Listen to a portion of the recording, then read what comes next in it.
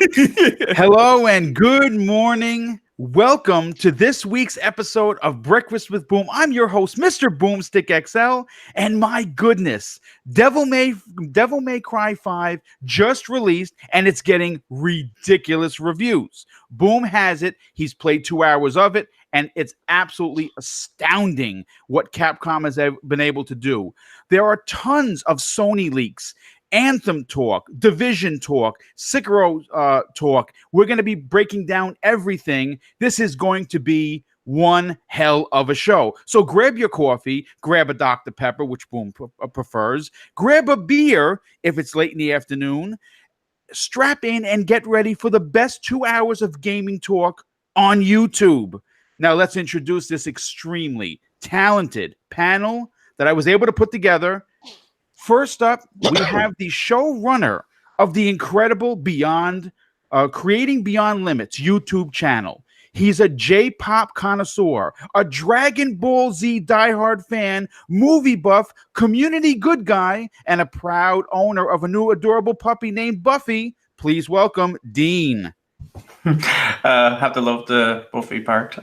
Yeah, thanks for having us on, Boom. It's been a long time coming. This is the first time I've been on a podcast in months, so it's good to be back. We have lots of awesome stuff to talk about, and yeah, hopefully I'm not too rusty. No, I think you're going to do just fine. You are a para-professional at your craft, so welcome. It's great to have you back on the show.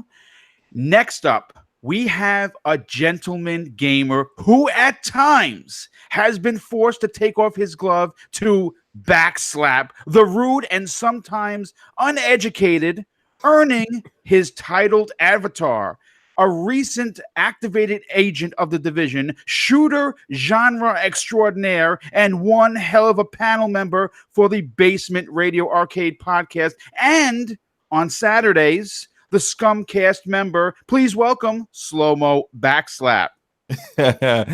Boom, that one is you're right. That's the best one yet. I appreciate that, man.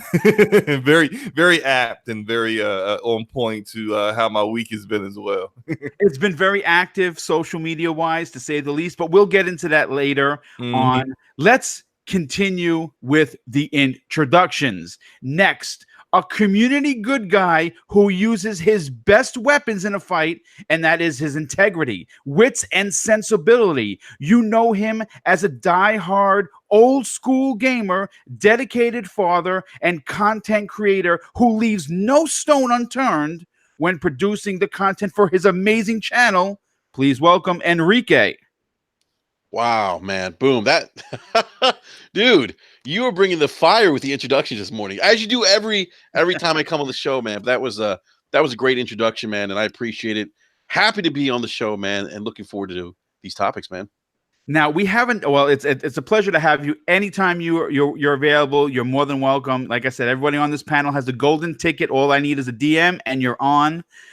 We have another panel member who's running slightly behind, but I'm going to give him his intro anyway because he deserves it.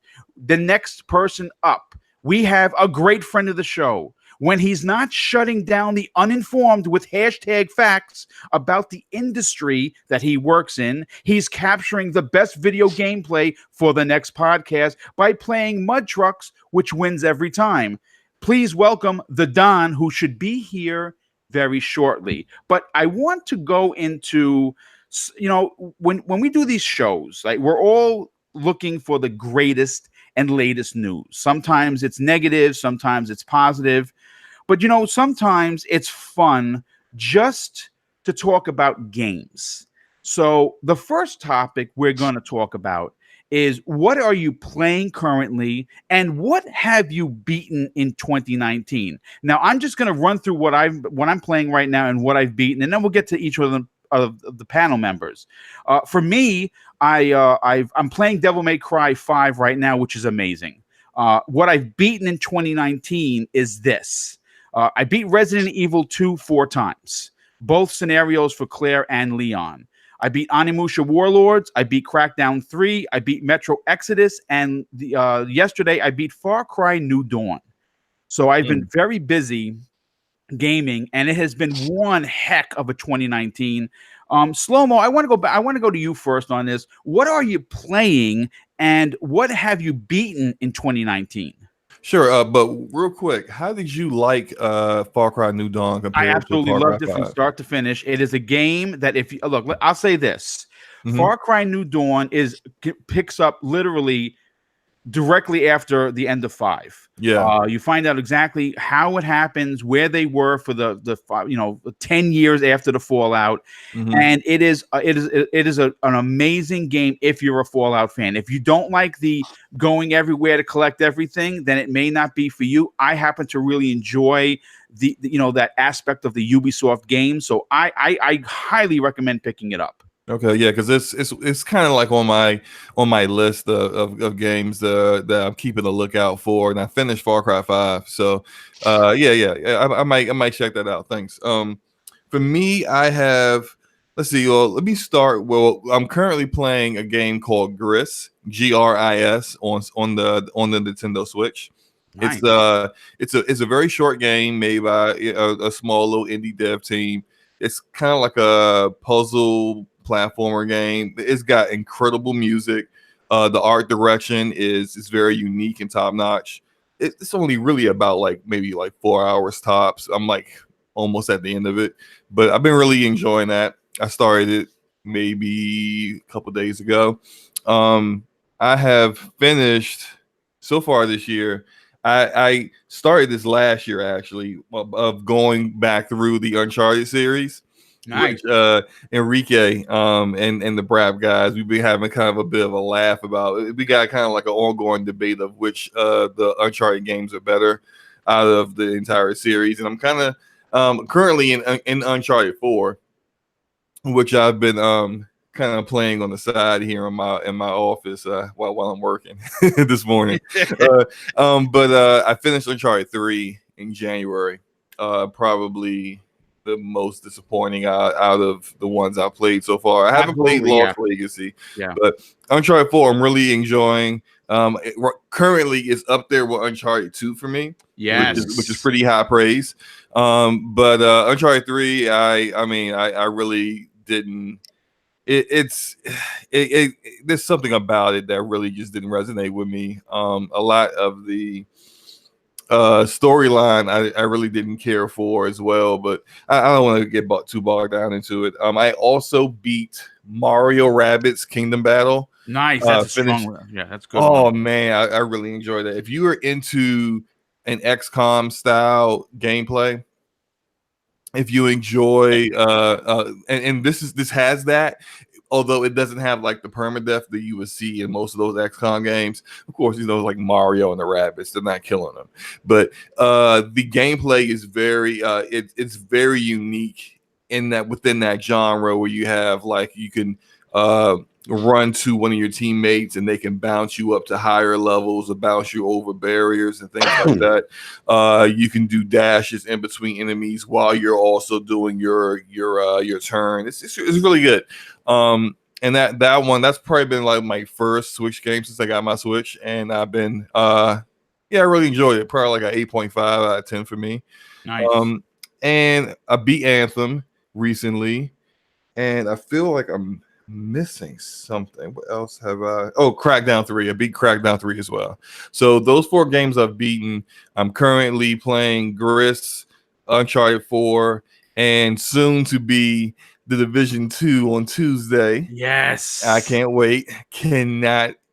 Oh man, I'm so excited. Like I'm about to get in my bag a little bit. Look, man. I was watching their stream and they had one of the developers come out. This guy for 3 years, all he has done is work on the Division's end game.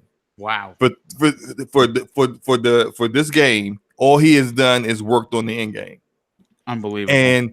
And he has the way he was explaining everything. He has so much content in this end game. He's got more content in the game in the Division 2's end game than some games have in their entire campaign. Wow, it's crazy. Listen, it's crazy. That's why we're going to get into Anthem. We're going to get into the shortcomings of that title and where the Division picks up from there. It's going to be really interesting to see what they've done for the division. And I'm obviously I'm an activated agent myself. I cannot wait. I'm looking forward to it. So yeah, you've been just as busy as me when it comes to the games. Well, one other thing, I have been also playing. I got back in Destiny 2. Okay. Paid for the annual pass. The Ash and Luca, shout out to her for basically harassing me. Her and Gaming Forte harassing me for weeks until I finally did it. I've been doing raids with them. I got the season pass, got my main Guardian up to 640. Gonna play that on the side, with my main division content. And also been playing Warframe. Warframe has had a recent update called Nightwave, which is really interesting. It's like they have a battle pass for Warframe now, kind of how there's a battle pass in battle royale games, but their battle pass is free. Wow! And you don't have to spend any money, and you get all these objectives to do. You get a lot of good rewards off of it. So, yeah, I've been busy. Well, listen, it's again, at the end of the day, we game for fun, for adventure, for escapage, however you want to put it. But it's dude, like I said, you've just been busy as much as me. Enrique, I want to go. First of all, I want to say welcome, Don, to the panel. I gave you a nice opening, so if you want to listen on the replay, you'll hear the dope opening. How you been, brother? Oh, dude, I've been good. I realized you're on a different coast than me, so yeah. Well, it's not that bad. It's when I actually have to talk to possible business partners overseas. Then I'm like, what time? And it's like late at night or early morning, and my wife's asking like, who are you talking to? I'm like, it's a business thing, and she's like, okay, well, you do your thing. But but as fun as to talk business, it's even funner to talk game portion of the business, and I do all that. So thanks for having me on. Oh, it's always a pleasure. Enrique, before I get to you, I just got to give two big shout outs. First of all, I have to say a big thank you to D Rob for the $1 super chat. Thank you very much for that. And another supporter of the channel, Sin Vendetta, with the outstanding $5 super chat. He says, hey, Boom and panel, will any of you guys be picking up Sekiro Shadows Die Twice, which comes out in 2 weeks? Yes, I have the collector's edition pre-ordered and paid for in full. No surprise there. I'm not a Souls guy, but I'm a Neo guy. So if it plays more like Neo, which I'm hoping that it does, I'm all in for a 90-hour romp, because that's how much time I spent in Neo. And we're actually going to talk about that on the show. Of course, it's one of the topics. Let's hope we can get to it. But Enrique, what have you been playing, and what have you beaten in 2019? Let's see. I picked up Devil May Cry 5 and playing that, which I'm really enjoying. I've been playing a little bit of Anthem, and also been dabbling with my kids with the NES Classic, playing some of those old NES games. And they tried it. Like we just beat Metroid, the original Metroid. They tried to help me with that, but yeah, it was a little bit tougher for them, and but it's a nice experience. It's really cool to share those experiences with them, experiences that I had growing up gaming. And so been playing some of those classics on the NES. Gone back to Resident Evil 2 because I stopped playing that before for Anthem.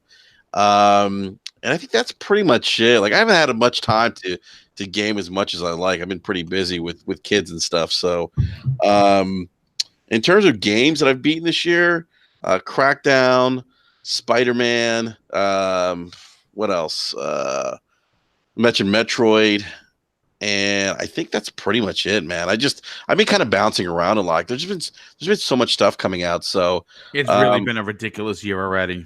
Yeah, and I hope I get some time to. It's just been a little crazy here, so I hope to get some more time to dive into my backlog too, because my backlog is terrible. I mean, it's bad. It's never gonna happen, man. I keep holding the faith. Like I'm looking at like some of the physical games I have right now, right?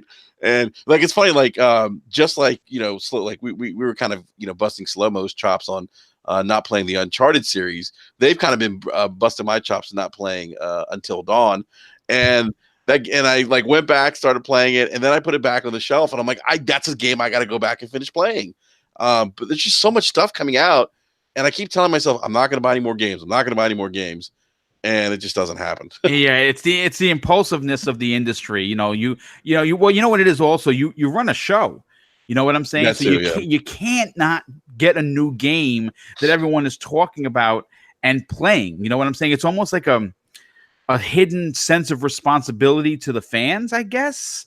That you want to be in the know. You know what I'm saying? I mean, listen, all I can say is that the backlog is only going to get bigger. And I mean, it's growing. I mean, like I said, I picked up Devil May Cry 5 yesterday, and next week is Division 2. So and the week after that is Sekiro. So I mean, Yeah. it's outrageous. Crazy. Real quick, I have to say a big thank you to Elemental P for the outstanding $5 super chat. He says, and this is a good question: how do each of you balance time to play different games while juggling personal time and work? Listen, I'm going to be honest with you. That's a magnificent question. For me personally, I'm retired. So it's a little easier for me, but everyone thinks like, oh, you game all day. Boom, you don't do anything. You sit on the couch. That is entirely not true. My day starts at 6 a.m. every day, retired or not. And I after my wife gets ready and go, and I take her to work, I'm at the gym. When I get back from the gym, it's housework time because my wife doesn't do any of that because I'm retired. She's working, so it's only fair for me to make sure that when she gets home, dinner's cooked or it's purchased and the house is spotless. That's just because I'm a neat freak like that. And you say, well, boom, you have 3 live shows. Where the hell do you find the time to write and game? I do my best writing after midnight. A lot of these shows, and I say it all the time, I'm up to 1, 2 o'clock in the morning writing. As soon as my wife goes to bed, there's a lot of the times where I'm sitting playing a game, and because I don't know. I don't want to say it's anxiety. I have a duty and a responsibility to fans like you who come in and listen to the show. The shows have to be banging, and being I'm doing 3 of them per week, they all have to be different. So I get a lot of stress from that. So I when 12 o'clock, when midnight hits, I put on my headphones. I listen to other people's shows, like everyone that's on this panel. I watch their videos, and I just write my stuff. It's a fine balance because if you notice, like I don't game in the evening with a lot of the community, not because I don't want to, because I have to, I don't have to, but I want to spend time with my wife. She's working all day, so at night is all her. When she goes to sleep, if people are up, then I'll game. So it is definitely a fine line to walk for sure. But Dean, I want to get to you, dude. What are you playing, and what have you beaten in 2019? And I saw a comment in the chat where you said you have to beat more games, so I'm assuming it's not many. Oh yeah, like I can count the number of games I've beaten on one hand because it's 0. So yeah, I've played a bunch of games. I just haven't really finished them. Like I got Resident Evil Remake when it came out, but like I said before we went live, I have a capture card on the way, so I wanted to do like a Let's Play, have that be the first game to try it with. So I held off playing it, even though I got it when it came out. And I did get Devil May Cry, but I haven't played that yet because right now I'm a big fan of Telltale. Unfortunately, we all know they closed down.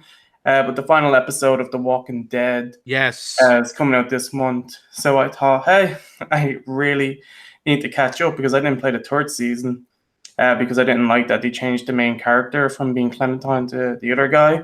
So I didn't play that season. So now I'm going back from season 1 and I'm trying to clear all of the seasons again and play the last episode as it comes out. So that's going to take a while. I'm only on the 3rd episode of season 1, so still got a long way to go. Multiplayer-wise, so the game I play most is Sea of Thieves. Since the start of this year, I've literally just been playing that game like crazy. It's just so good. Like the different stories and experiences, like how the game has changed and evolved since basically their year's coming up. So nearly a year since release. They've done so much to that game, and it's just amazing. I can't wait for the mega update that they're going to be showing off on the 20th of this month. So Yeah, I need to clear more games, but The Walking Dead is what I'm playing. Even though I have all these newer games to play, I'm playing something that I've already played multiple times. Yeah, but you enjoy it, and I mean that's what gaming is all about. See, unfortunately, Dean, this world seems to have forgotten that it's about the piece of plastic that you worship instead of actually playing the goddamn thing for fun. You know, Yeah. so if you're enjoying a game, even if you beat it, first of all, the game that you're playing is telling a compelling story like nobody's business. One of the best ones ever told, I think. So Yeah, and that's why why wouldn't I you thought replay it? that's why I thought like it'd be unfair, like for me and the story to jump in, skipping lots of stuff, and my connection to the game because it's been over a year or two since I've played it last. I won't be as connected to Clementine and the characters as much as I would have been if I had a fresh take on it by playing it again. So that's why I wanted to go back and redo it. But yeah, Devil May Cry and stuff like that I will get to because I did make a video a while ago talking about the 5 most anticipated games that are coming out this year, and Devil May Cry was number 2. So I really am happy that Devil May Cry 5 is a game that is out and exists because I never thought we'd see it because of the reboot and stuff like that. So yeah, I'm just really hyped to play that game. I just have to wait a little bit. That's so yeah. Well, I mean, listen, again, play games for fun, and you know what? When you finally get around to finishing Resident Evil, the remake, Resident Evil 2, which is, oh my God, so good, and Devil May Cry is just another. I mean, Capcom is just wow. All I can say is they're back big time. You're gonna have a lot of fun. But Don, besides Mud Trucks, what have you beaten, and what are you playing currently? Oh man, I took this thing where instead of starting a bunch of games, I just said, you know what, I'm just gonna do one game and then get through that and then move on to the next thing I'm interested. So I did like the Crackdown, straight from Crackdown, just sucked at that thing dry, if you know what I mean. Yeah. And went straight to Anthem. And I'm enjoying Anthem. I'm near the end of what I can do in the game, so I'm going to be picking up something. I just don't know what yet. Most likely, I'll probably pick up Devil May Cry. I've been looking forward to play that. So, I mean, listen, it's again, if you're a Dante fan, if you're a Nero fan, it's just, man, it's so good. It's so well done. It's so polished, and it is not a cash grab. It is not just Capcom trying to hug on nostalgia to get a couple of bucks out of you. There's work that went into this game from the ground up, and I'm only 2 hours in. I don't know how far Enrique's in, but I'm only 2 hours in, and I'm loving every minute of it. It is what you would expect from a Devil May Cry game. Real quick, I have to say a big shout out to D Rob for the additional $2 super chat. Thank you so much for that. And Chaos Theory, a big fan of the show, a friend to the show. He says, Boom, how are you liking Far Cry New Dawn? I beat it yesterday. I highly recommend picking up that game if, of course, you are a Far Cry fan. If you enjoyed 4, if you enjoyed 3, you enjoyed Far Cry as a series, they don't let you down. It's the antagonists are real MFs, and you really do hate them. Like you start to really have that kind of like I cannot wait to murder them kind of a feeling because they do so many terrible things. It's a great story, very well done. The father from 5 is back. Surprisingly enough, he plays a pretty decent role in the title. Like I said, if you're a fan, you're going to definitely dig it. But let's get into the big topic of discussion for the next topic, and I think we're going to be here for a bit. The question, I mean, here, let me just start reading. My question to the panel, my question to the to the chat, to the community is, what happened to Anthem? This was one of the biggest and most anticipated titles in 2019. There's been so many negative reports surrounding BioWare's Destiny killer, air quotes. And what's disturbing as a content creator who has put 14 hours between the alpha, the beta, and the full release, I don't even know where to start, to be completely honest. Now for complete transparency, it's all. I've only played 14 hours, and only 2 hours of the official release with all the updates so far, because I've just been playing too many other games. But I did play 5 hours of the alpha, gave my feedback to EA and BioWare about that, and played about 7 hours, give or take, of the so-called demo beta, whatever you want to call it. And as it stands right now, the metric scores, they're not good. And I know metric scores don't mean shit. Again, Destiny 1 had a 71, and I put 1,000 hours into that. So it didn't matter. Score for me as a content creator, as an old school cat who's been gaming for over 40 years, is irrelevant, because someone's 90 may be a 50 to me, right? So it's all about the personal taste of the gamer. So, but I'm just going to read the scores anyway, just to give everyone the heads up of where they are currently. For the PC, it's a 60. For the PS4, it's a 55.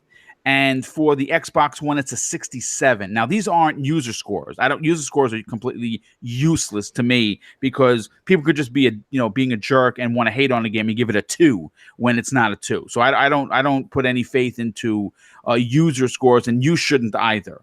But you know what, guys, the scores are really not the issue. There, in my opinion, there are a lot of people that love this game, and you know what? I'm gonna probably be one of these people when I get to it, because now I have Devil May Cry. Next week is Division, Sekiro. It's just gonna get buried. I'm sorry, and it has a lot of fundamental issues. We were talking pre-game, and the bullet points that I came up with regarding Anthem, I'm going to just kind of read them, and then I'm going to get the feedback of the chat and, of course, the esteemed panel. The first question that I have for the panel is: does Anthem have a chance after releasing in such a broken state? Can they pull a Division and get better over time? That's one of the questions. There are a lot of fundamental things wrong with the game. The tethering issue is a big problem. I know they addressed it in a patch, right? They did a patch 2 days ago. People are still complaining. The constant dropouts during missions in a game if you want to do that in the alpha, you want to do that in the beta, you want to do that in the demo, I hear you. Okay, that's what those are for. But in the full game, if I'm playing through a mission and I'm like this happened, like during the demo, I was just about to collect my loot from the spider boss, and I got warped out and I lost all my shit, and that's not cool. And I know Enrique's had a couple issues where it happened to him multiple times. One of my other small complaints, and I know maybe because I'm a Destiny guy, not being able to change your loadout on the fly, I think is a big miss. Having to go all the way back and change it there and look at it there, and if your friends are waiting for you, it seems convoluted to me anyway. This is considered a looter shooter, right? That's what it's considered. But at the same time, the variant of the loot is not as good as you would take. Again, I hate to keep saying the Destiny, but it's when you look at Destiny, every gun has a story, every gun has a name, every gun looks different. Yeah, sure, there's some weapons that look the same, but there's so many different weapons, whereas it seems as if the weapon choices, the variations of them for Anthem just don't do it for me personally. But you know what? I hear Slow-Mo. He's chomping at the bit here, and this is a man that beat it. So I want to start off with you. Obviously there was a lot. This is a big topic. There's a lot to unpack. Take as long as you want, but let's start off with: do you think, in your opinion, can they pull a Division and rebound from this disastrous start? I'm going to say absolutely, and I don't know if that is born out of my love for BioWare, the company, the developer, because they're my favorite developer. But I do believe it's more than that. I mean, we've seen Destiny 1 do it, Destiny 2 do it somewhat as well, and we've seen the Division do it. Warframe. You look at Warframe. I'm just going down a list of looter shooters that are popular and that have a strong following right now. Warframe started out looking nothing like it looks now. These games, unfortunately, they take some time, and it would have been in a perfect world. It would be great if BioWare would have taken more cues from Massive Entertainment and Bungie, and not kind of repeat the same mistakes that they made. But unfortunately, here we are. EA did not give them enough time to really make the game what it really could have been. I think the game needed like another year, honestly. And I don't know the full story behind everything. We know BioWare has lost a good number of very prominent veteran developers over the past 2-3 years. Yes. I don't know what happened there. I'm pretty sure Jason Schreier has got a chapter in his next book all written out about it, but it's just unfortunate that it released what it did, and it's unfortunate that EA is the kind of publisher where they release games based upon their quarterly revenue. Yep. And not based on whether that game is ready to go or not. And then that's to the detriment of the developer, who's always kind of wondering if the guillotine, if their neck is under the guillotine or not when it comes to EA. Everyone ends up like visceral. Real quick, would you say that was the issue with Destiny, man? With under Activision. Yeah, absolutely. Yeah. Activision is the same way. Activision and EA are they are like twins. They are mirror images of one another. They absolutely. Really are. They all they care about is their shareholders being happy and the bottom line and year-over-year revenue growth. That's what they care about. They don't care about making good games. They don't care about providing a quality experience for the gamer. And so we pony up our money. We spent $60 on the game. And some of us spent more. Like I bought the Legion of Dawn edition. Me too. I'm right there with you. I spent $71, and what I got was a game that was clearly not complete. It wasn't ready. I enjoyed it. The gameplay is amazing. It's very, very unique. You're not going to find any other gameplay like this in any other game. And so I just off of that alone, I would recommend people try it out. Just off of the ability to, really have that kind of Iron Man feeling and being able to vertical combat. Like there are javelins where it is designed for you to be hovering over the battlefield and fighting that way. And all the javelins are completely different, but all of that stuff gets overshadowed by the numerous bugs, by powering down and putting 1,400 PS4s in a power cycle loop, like these kind of things. It also, to me, I look back at BioWare's past. I can clearly recall reading about how EA only gave the Dragon Age team 1 year to make Dragon Age 2. That game came out. That game didn't brick my 360. I didn't they didn't give them a lot of time for Mass Effect 3, and it seems like the level of expertise for BioWare has taken a dip with the replacements of the people they were replacing some really key veteran people. The narrative, the story is really lackluster. They don't have the David Gators there anymore. They don't have the Drew Carpentiers there anymore. Those guys wrote Jade Empire, Knights of the Old Republic, Dragon Age, all the lore for Dragon Age, all the lore for Mass Effect. Mike Laidlaw's gone.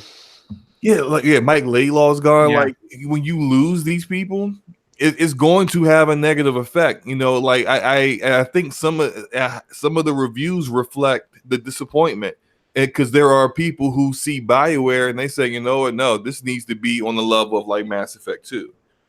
But Mass Effect 2 is like a once in a generation masterpiece, and not every game is gonna reach that level. So there is, to me, I think there is some issues with people who are a little bit like they never wanted a looter shooter from BioWare. They want your single player RPGs, and they're like, that's what I wanted. Why didn't I get that? 60, 50, you know, but Yeah. but then at the same time, you look at a game like this, like, you know, people talk a lot of trash about Crackdown 3, but I didn't get any bugs in Crackdown 3, you know?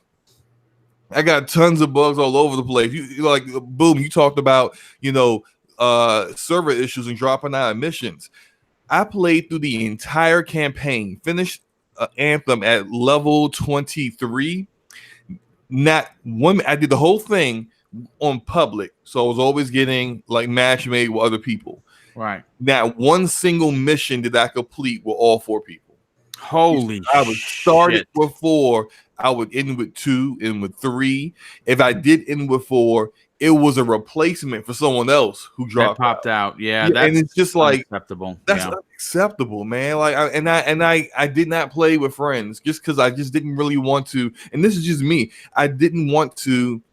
This is a looter shooter where you're supposed to, like, you want to play with multiplayer with friends and stuff. I didn't want to play with friends because all of them were stuck on the Tombs quest, and I'm like, I just don't want to do. Like, I'm like, sorry, guy, I just don't want to like help you try to do all that stuff in the Tombs quest. I just want to finish the game and then I'll help my friends, you know, and that's ended up what I'm doing. And now here I am at endgame, and there really isn't much of an endgame. Endgame is you legendary contracts and doing the same 3 strongholds over and over again. That's what we got into roughly about May, I think, when they come out with the first Cataclysm. It's pretty rough. So for me, I would say, like I said to everyone, and I've said this on Twitter, and people jump down my throat about it. I'm fine with it. You know, this is a game. The state of this game is what it is for 2 reasons. EA is a terrible publisher. Bioware isn't quite what it used to be. Yeah, well, two very big key points, dude. Yeah, but regardless of that, it's a fun game. I think you should try it out. But just understand and what the game is and what it could be a year from now. Maybe it's better to just play it a year from now. You know, give it a shot then. But it's not what you expect from Bioware at this point, I guess. Well, let me just ask you this before I move on to the Don, because I have a question from LMNOP that's really interesting. I think Don will be able to really wrap his mind around it. Mm-hmm. In your opinion, is the foundation there, and you know, for them to fix it, like a la The Division? Mm-hmm. Is that's my question? Is the foundation, in your opinion, someone who's beaten it, is the foundation there, and can they do like the little fixes to make it a totally different games, the same way that the Taken King fixed Destiny 1? Well, absolutely. Everything. All these issues that are in the game, like the bug issues, all that stuff can be fixed. The lack of content, they can take care of that. You can absolutely turn this around. This isn't like the game's awful, don't play it, don't ever touch it. Like it's the plague. Don't get near it. It's not like that at all. This game can definitely be something that where you hit in game, it's going to have all kinds of activities and things for you to do. It's just that there aren't there yet at this time. I can imagine a year from now when you get all the cataclysms that are going to pop up, all the other things they got planned for the rest of the year, where people will have, like, if you picked it up, say in like this fall, you're going to have a lot to do. You're going to have a great time with it. But it's just, as of right now, you get to end game and it's just like, well, I'm going to do this legendary contract, and you can't do too many of them. I think the max you can do per day is 2. So I got 2 of those, and then I could keep running these strongholds over and over again and try to min-max my javelins. But once you do that, what else do you have? You just don't have anything left to do. So but as far as your question is concerned, yes, absolutely. This is a game that can have that renaissance where you got some of these outrage culture YouTubers out there where they'll say Anthem didn't die, it was murdered, and turn around and be like, Anthem's gonna have the greatest comeback in history of man ever, like hashtag fake outrage. all that stuff. I'm confident that Bioware can make this game what it needs to be over time. What I'm not confident about is whether EA is going to give them the time to do that. Yeah, that's a really great Great point. point, man. Yeah, great point. Don, I want to go to you. First of all, LMLP drops another $5 super chat, and I got to say thank you from the bottom of my heart. That's really kind of you to do. He says, Don, how much pressure can a publisher place on a dev to complete on time versus where the game should be for potential success? And I'm going to follow up his question with a simple one from me. Is BioWare in trouble at EA coming off of Andromeda and a very rocky launch to Anthem? I think BioWare is less in trouble, and EA is having the majority of the issues as far as public perception goes. Sorry, I didn't mean to yawn. I maybe need to shoot my monster. But no, I think EA has a public perception issue in regards to things. And I understand some people's frustrations, but to the degree that people are frustrated, not so much. It's hard to be relatable. Because here's the thing is, like, the industry gets upset about, or there's a group of people get upset about microtransactions. They get upset about, let's say, loot boxes, right? These are all things EA has been criticized of. And now, obviously, the less than smooth launch for Anthem as far as that goes. But the reality is the top games out there are huge microtransactions, and they're huge into loot boxes. Still, the top games have those feature sets, right? But certain games get cherry picked out of the bunch and criticized. And in the case of EA, is just anything with an EA label on has been heavily criticized like that. And you got a publishing company that said, well, look at all these other successful games in these categories. We're going to try that. We're going to continue to try that till we're successful. And it's kind of hurting them to a certain degree because people are not willing to give them a chance in those areas. It's weird to me. I think all of it's extremely weird. Are they without faults? No, they're not without faults. I don't think any publisher is. It is this game, Anthem, a little rough. I'll admit it. Yeah, it's a little rough. And I said, but I expect Division to be rough. I expect the next Destiny to be rough. Anything that's these constant online games are going to have like a launch window of problems. The question is, how smooth out can you make that, and how quickly you're able to address the issues that come up when you go from private playtesting to the world. And that's where we're at. I mean, even the PlayStation 4 break-in situation, that's big. still on notice. It's still may not even be EA, from what I'm hearing. More and more. Really? Now. Yeah, that's just a development from yesterday. I said it on Xbox Nation last night. I said, look, there's 3 people responsible, right? There's BioWare, there's EA, and there's Sony. Sony has quality control in order to release on their platform. Correct. So there are certain things you're not supposed to do. If there was something that's going to cause a major hardware failure, you wouldn't pass QC. You can't go gold. Of course. So obviously, if you're going to be bricking people's systems, it's unacceptable. So it's not to say anyone's off the hook, right? So you got Sony in that situation. They got that responsibility. Obviously, BioWare is the ones doing all the coding and all that sort of stuff. So they have the responsibility of making sure their stuff just works smoothly for their customer base, the people that matter the most, right? And then you have, the publishing company of just be able to have a good relationship with the developer and not only deliver something on time, but be able to help prioritize what's important and what's not. And I think part of it is, yes, it's time, money, and budget, but it's also how you organize what you prioritize is part of it. And that's something that publishing companies have a lot of influence in. And I would say, from the publishing side, they could have done better on how they marketed the game.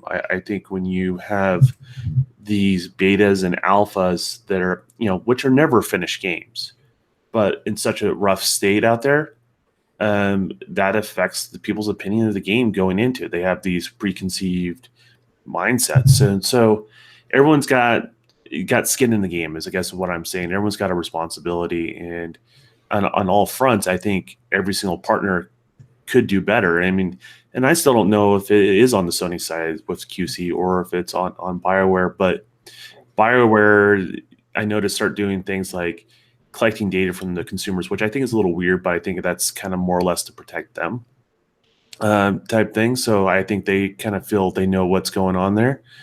And then Sony all of a sudden magically just starts giving out refunds. They don't normally known to do that. And then magically there's an update that's, obviously with streaming stuff to phones and tablets and stuff like that on your local network. But it magically dropped right around after this Anthem problem. So things are all looking suspicious across the board there. That makes me think maybe it's not quite Bioware. It may be a Sony thing. I don't know. I think people just need to take a step back and look at that before they get upset. Someone needs to get upset at somebody. I just don't know who. I mean, that's a great point. I mean, listen, you're right. The blame has to go to everyone. Everyone is involved, and I don't understand personally how a game is bricking the system. Again, it's got to be a hardware related something. I don't know. Well, if you think about PC, right? People write viruses all the time. How often do you hear about actual physical hardware failure due to a virus? I don't know. I mean, it doesn't exist anymore. It existed in the late 90s, right? So there's certain things in place that almost makes that impossible. And we're talking about PC. I mean, we're talking like all sorts of different manufacturers are involved. They have to work within standards. We're not talking about a closed box like an Xbox or a Sony system, where they have a lot more control, a lot more say of things. So everything's raising an eyebrow. I'm just side-eyeing everything, and I'm just like, man, it sucks to have all this happen around a game that, back to your, I guess, root point is, does the game have the solid foundation to be a great game as it grows? And I think it does. In regards to that, I think there are certain things they can improve that would appeal to the audience a little bit better. I think the story is great, but it sucks when you're playing with your friends. I'll just be honest with you.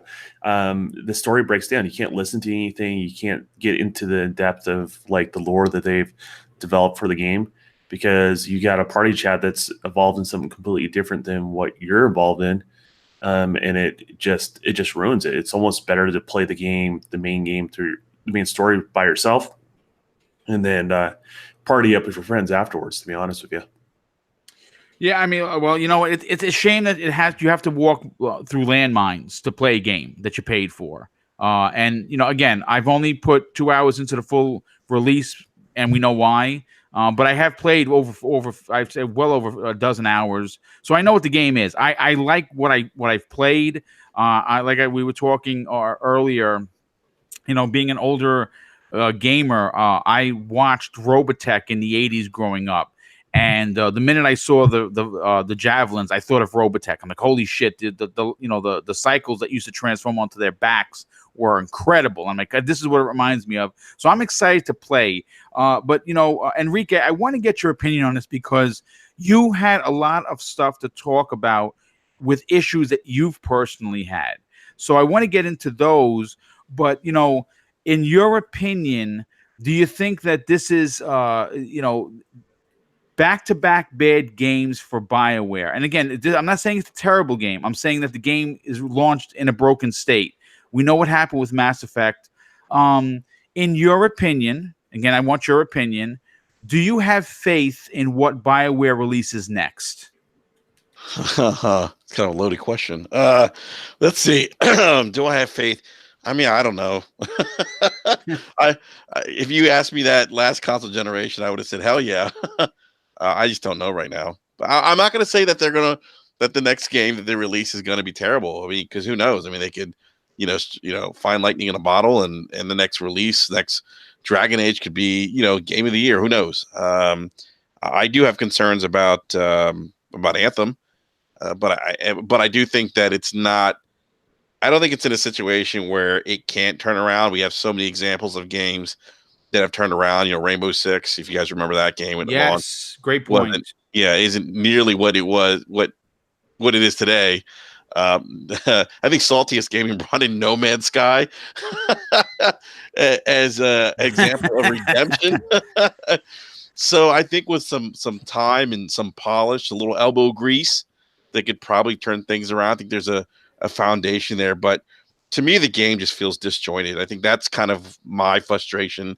And when I mean disjointed, like we talked about before you went live, I just don't feel like there's an incentive for cooperative gameplay in this game. Like, there's times you may hop in, to a mission. There's like 3 other guys in a room and no one says hello to you, or you may say hello, or they might be in their own party chat and they're off doing their own thing. And then, you get teleported to what, their location. And, I think outside of, getting together for boss battles for additional DPS, there doesn't seem like a reason for people to come together and play and do activities together like there is in Destiny. And I hate going back to Destiny all the time, but Destiny kind of, they in some ways have kind of set the standard. They're the standard. They're the standard. I mean, you can say whatever whether you love Destiny or not. They've had problems, yes, but fundamentally, like public events, for instance. I love doing those when you get 6 people together that no one's just people just start showing up and helping you. You know how many stories Triumph where I'm fighting by myself and a group of people revive me when I'm down and and help me take on this public event. Dude, it's crazy. I get goosebumps just talking about it, how many times I've had people come out of nowhere to help me get the loot, beat the boss, and everyone's off doing their own thing. I think something those kind of stories to me seem missing from Anthem. And I agree with you. Like doing those world events, like I haven't had anyone. I've maybe done one with maybe 2 people, but the other times it's felt very like you're just playing a single player game, and then when you think about, we talked about some of the bugs and some of the crashes. I mean, that's only part of the issue, but some of the loading screens, having to load back and forth between different loading screens makes the game even feel more disjointed. Yeah, after mission. I feel like I should be able to launch into like another mission instead of having to go back to a loading screen and then go back to another loading screen. And then I think someone mentioned earlier, maybe it was Slow-Mo, not being able to, switch your javelin on the fly, your loadout. Like that's kind of an issue. Yeah, I agree. On the fly, you should, again, have to bring up Destiny. Every time you get a new weapon, what are you doing? Hold on, guys, just a second. And you're looking to see, right? Change something. You have to be. I don't know how they're going to fix that. I'm going to be honest with you. That's a fundamental part of the game. I don't know how you even fix that. Yeah, I don't know. I mean, I hope they can. And so when you add like the loading screens, what I feel is this level of where you have a situation where it doesn't really promote cooperative gameplay, and then you throw in the bugs that drop you. Like I mentioned before we went live. I had it this week with Anthem because I was wrapping up a mission and I dropped like 3 times. I said, I can't do this. It's not respecting my time. That's a great point. I don't have a lot of time, man. I got 4 kids. I work full time. I don't have a lot of time. And then I run a podcast, once a week. So it's like I don't have the time, and it's not respecting my time. And I just when you throw in those bugs, the game just feels so disjointed. And then the characters just seem very generic. I think Owen's probably my favorite character. But if you think of BioWare, and we talked about this on Brap on Wednesday, BioWare historically has had good like characters, like NPC characters. I mean, Slow-Mo, we talked about Mass Effect, I think 2 or 3 to death on Wednesday. Mm-hmm. And some of the characters we remember from those series, but there's nothing like that in this. And even Destiny, you have characters you remember, NPCs that are memorable, but I don't feel like there's any of that here, and it's kind of disappointing. Yeah. That's a shame because you think it's the character, or you think it's the way the story structure is? I think it's the character. I mean, we talked about this on Wednesday. I could talk in detail about your secretary on the Normandy, Kelly, in Mass Effect 2, and she has way more depth and understanding. You get to know way more about her than you do almost any character in Fort Tarsus. I don't know if I agree on that front, but what I will say is like you never get to know your characters because you're always in a party chat. Like that's the problem. Well, like, I didn't play in party chat. Did you play a single player or is it? I mean, no, I mean, I played the game mostly on my own. Now, when I did missions, so you had the opportunity. You had the opportunity to at least experience the story. Like, well, I mean, I did experience the story. What I'm saying is that the characters were not interesting. That I was like, I think Owen was probably the most interesting character in Fort Tarsus to me. Faye's okay. Faye's all right. Hero was just boring. That one annoying guy in the hallway. I absolutely I don't go down that hallway. The one you go around because he's really annoying. Yeah, I got you. Yeah. I just get a different impression. Like I feel like the characters. I mean, they don't go in as much detail. I agree there, but they have a way more personality because you can tell what they're thinking and like they express themselves versus kind of having Muppet mouth in regards to that, like older games. And so I'm more curious about what these characters are, who these characters are in regards to that. And I know this game is set up like a chapter. So everything is basically there's several chapters a year they plan on releasing. So I'm curious to see where these characters go, but it's interesting to see, everyone's different takes on it because I don't know. I really enjoyed the characters. Yeah, and I'm looking forward to that too. Like I saw the actress that was mocap for and did the voice for Faye. I saw her on Twitter. She was in the whole get up and everything, and was talking about how they're already getting in and doing more work for the additional chapters, and that's what I like to see. I don't like it when looter shooters don't progress the story with their additional expansions over time. I like to see the story keep going. That's something that I kind of wished would have happened with the Division 1, because it kind of like the story basically ended when you completed the main campaign. All the additional content, which was fun, just didn't really progress the story any further. And I'm glad that they are actually doing that for Anthem, that the story will continue on in some of this additional content. So that's great. But I just kind of feel these characters were just they just weren't interesting to me. And I know you're not invested in them. I mean, I totally get where you're coming from. I just find it's a valid opinion. Like, I don't want to take anything away from that. I just find it weird that people have such different experiences on that front, or they want stuff maybe to be like what the older product is, and not necessarily what the new stuff is trying to do. So it's just interesting to hear. Yeah. Well, I mean, listen, let's get Dean's take on this, because Dean, I know you've been busy with the chat. I know you had some stuff to take pre-game. What has been your experience with Anthem? I had said earlier that there are two. It seems very on Twitter, on social media, it's very vocal. There's either people love it and you can't say anything negative about it, or other people are just like, yeah, it's trash. And very few people are in the middle. But you yourself admit that you are in the middle, where whether love or hate with it. What are your takes on Anthem and BioWare's latest creation?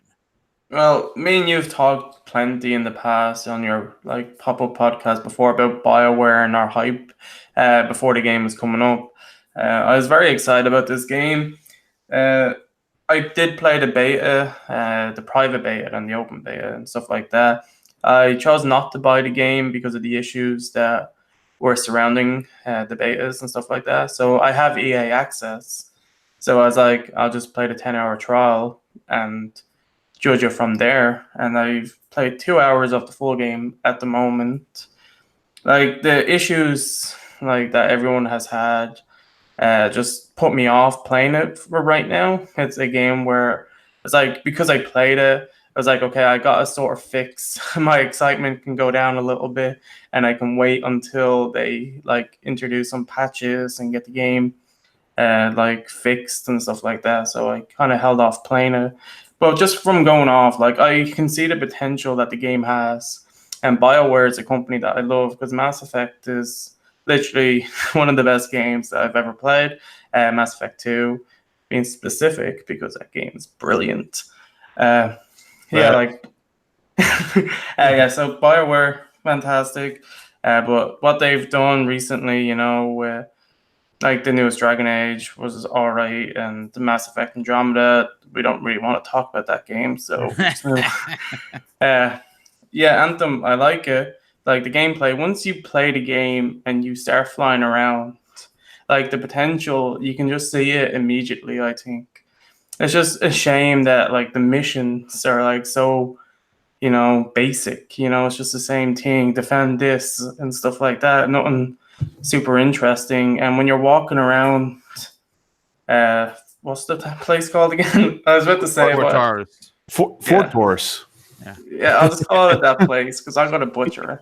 But like, it just feels very slow when you're walking around, and I don't know, it doesn't feel as responsive. And every time I was talking or interacting with another character, like just the silly choices that they have you answer are just so irrelevant, and just it's just I'd rather it not be there because it just stops everything just so you can say like two like different things that aren't changing the story in any way. It's like, is this really necessary? I know Bioware wanted to have some sort of dialogue options because, you know, it's what they're known for.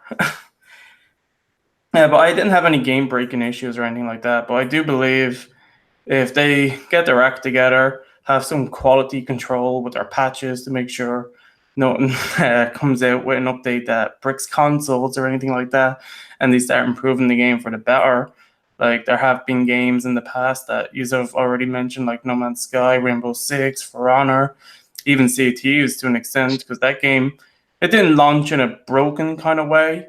Like it had issues, but it was more like lack of content. Yeah, the content Rare issue for sure. Yeah, but Rare have been doing fantastic, adding stuff. So like, if the game does have some sort of audience and they don't mess it up and start just trying to monetize the game as much as possible right now, where they do have more people playing it, like as long as they keep people happy, their audience will stay with them.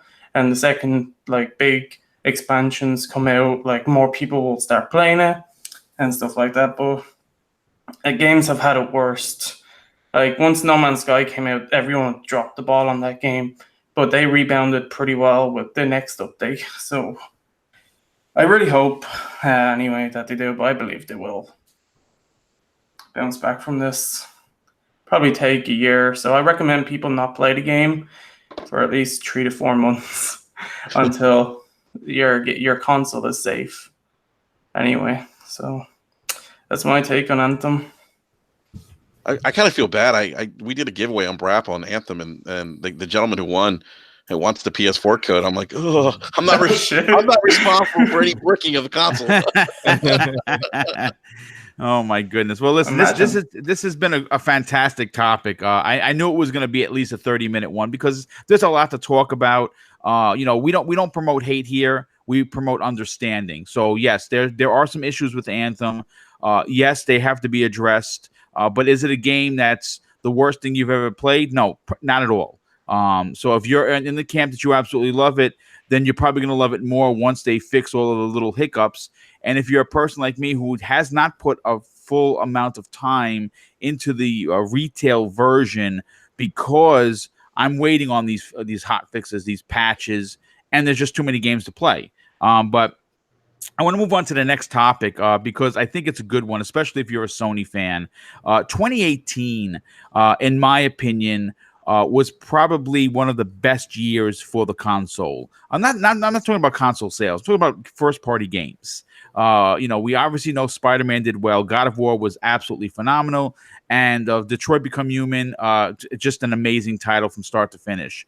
And 2019 rolled around, and there were a lot of questions as to what Sony's going to be doing. We know they're not going to E3. We know all the events they've canceled. We don't know what they're doing at the end of the year. And all we knew is that Days Gone, which I'm very excited for, and Dreams were coming out. Well, you know, in the last 24 hours, 2 massive leaks broke regarding Ghosts of Tsushima and The Last of Us 2 having release dates. Now, again, folks, two separate stories in print. I'm not making this up, so take everything with a grain of salt. So we're going to talk about The Last of Us 2. Now, there has been talk of whether or not this game was going to actually make 2019. I still don't think so. But according to a rumor that, again, just was released, there's a website called, it's a Peruvian retailer by the name of Law Gamers. And the discovery of this was first seen by the Loot Gaming Network, who recently released a promotional poster on their website, and it clearly states The Last of Us 2 will be launching in October of 2019. I think that is a perfect date for that game. It's going to be a big fall game. It's going to sell gangbusters for the PlayStation console itself. But as of this show, Law Gamers has yet to confirm anything outside the small print on the poster. And that's that. So that's one. The second one, Ghost of Tsushima, I got to be honest with you. This one, I'm having a real hard time believing. Not because, I don't think the game is good, I just think the game is not far along in development. Now, Sucker Punch has been working on this game for quite some time. We saw what it looked like last E3, and it looked phenomenal. I am an old school Onimusha kind of a guy. I like the Japanese history. I like what they were showing. The game looked amazing. I mean, just really when the leaves of the trees are on the floor that had that bright red, it looked amazing.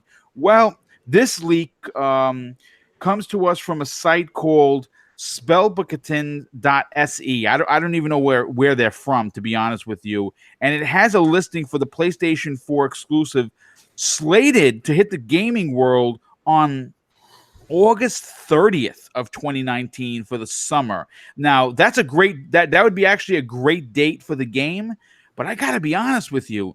I don't know if they're that far along. I mean, I thought for sure that Ghost of Tsushima and Kojima's game were going to be launch titles for the PlayStation 5.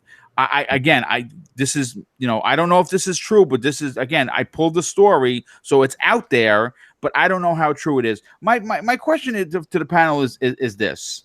If this happens to be true, let's just hypothetically say these are on point. These retailers, boom, the cat's out of the bag. Sony's dropping 4 ginormous, depending on what you think of Dreams. It's still a first-party game for them. It's big. Again, I'll read the question again from the start. In your opinion, guys, if Sony is able to pull this off and drop these 4 megaton titles in 1 year, upping the ante to 2018, holy shit, it's going to be a big year for the company, big time, big excitement for the fans. What are your takes on the possibility of these 2 other games being added to what we already know? And if that does happen, how big of a year could Sony have again? And I'm going to start off with Slow-Mo Backslap on this one. Okay, so look, I've actually been saying this about not necessarily Ghost too much, but about The Last of Us 2 and Death Stranding. Back in January, there was a little hubbub about how the Spain PlayStation Twitter account had released this montage of games that are first party PlayStation exclusives, yes, and games that Sony had marketing rights to. And in the Spanish translation of what the tweet said with the video was, which of these games are you looking forward to this year? And they showed in pretty much in order of what I believe at the time these games were coming out, games that were starting in January that were PlayStation marketed games. Then they went to Days Gone, which we know is going to be the first party game that Sony will come out with this year. Then they showed Dreams, which is next, and then they showed Death Stranding and The Last of Us 2. Now, Death Stranding, I believe, we now know has hit some snags. Yes. Kojima has said it's going to be delayed. I think that's something that is like a later development that came out after some point after January. But mark my words, The Last of Us 2 is coming out this year. Okay. It's definitely happening. It's coming out this year. I know we got like Salty in the chat saying, hey, let's timestamp that. We got to timestamp that slow mo. Hey, go ahead. We got Salty in the chat that doesn't agree. That's fine. But look, I'm telling you, when it comes to it, I'm gonna let you know. Slow mo tried to steer you guys right. You guys weren't listening. I'm telling you, it's coming out this year, and I'm looking forward to it. The first game, the first game had okay gameplay, but a great story. And so what I'm kind of hoping and what I've seen from what they showed us already is looks like I really am getting into the gameplay a little bit more from what I saw of it. And then look like the story is going to really going to deliver again as well. Ghost, because we've seen so little of Ghost of Tsushima. I didn't know. I still really can't fit my mind around it coming out this year. I just can't. Like I can see like early next year, or it being a launch title for PS5. Yeah. But I just can't see it coming out this year. So I think they got their Days Gone, they got Dreams, and I think they're going to have The Last of Us 2 later this year. And I think The Last of Us 2. I mean, there've been some people who've been like, oh, well, why would they put it out in October? That's Call of Duty month. I'm like, people who play The Last of Us 2 is going to be game of the year, whatever year it comes out, or it's gonna be up there in the running, and it's gonna sell like hotcakes against anyone. Yeah, exactly. Like The Last of Us 2 is kind of like on the same level as Red Dead. Like it comes out when you put that wherever you want to put it out. Everyone else is going to have to decide whether they want to delay their game or not. That game is going to the hype for that game. The levels of hype for that game is going to be really, really high. So, and plus the people, the demographic of people who play Call of Duty, more likely really aren't going to play The Last of Us. They're not the kind of people that really are deep into those story-driven games anyway. So it's like two different audiences. It's not going to be a problem for them. Yeah, no, I agree. That's a great point. Again, I don't know how we have seen so little of Ghosts that I don't know how far in development they are, and could the PS4, the vanilla PS4, handle it? I mean, they just do a great job. What was that, Don? It can. Oh, okay, so I mean, well, there you go. From a developer point of view. Yeah, I've been saying this for quite a while. Like a lot of people, it's always trying to damper the expectations of PlayStation fans and say oh, it can't do that. No, it can. The question is how much they'll have to water it down to make it work on the system. I mean, that's always a question when you're shown content so early, because it's always developed on stuff that's more powerful and then whittled down to what's under your television. But there's nothing about that game from a technical standpoint that couldn't be scaled and run on the basic PlayStation. The vanilla. Not even the Pro. Not even the Pro, just the straight up vanilla. Yeah, like people talked about the whole the leaves moving and stuff like that. I'm like, I know exactly how I would do that. Well, yeah, that's because you have a developer brain. That's why. Yeah, exactly. Some of it's tricks of the trade, and you're like, oh, this is a really smart way of doing it. And people think each individual leaf is rendered. It's not. But that's the whole skill set. You're supposed to trick to everyone that everything is real, but the reality is it's not, and you're optimizing performance out of it. I don't see any reason why that game, from a technical standpoint, can't run on a base PlayStation for sure. So okay, well, I mean that's an interesting take on it for sure.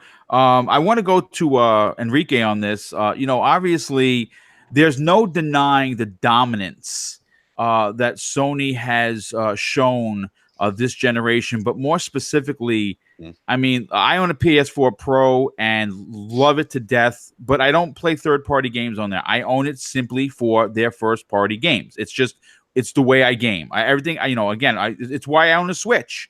A Switch, I mean, it's Nintendo. You're going to want to play their games. That's why I have a Switch.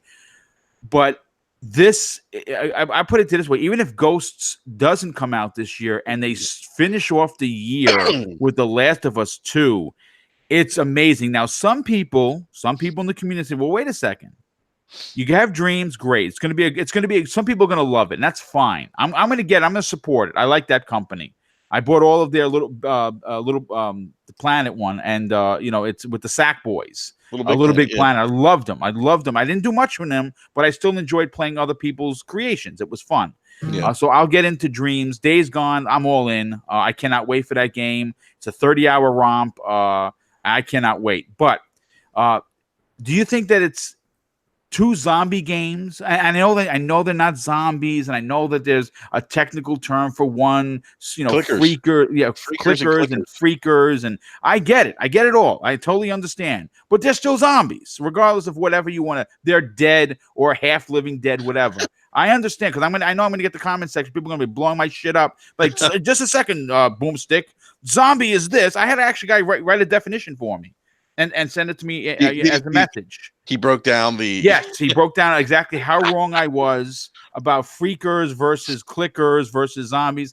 It was outrageous. I appreciate the work that went into it, but there's no reason for it. I understand what he's saying. But with that said, they're two very similar genres.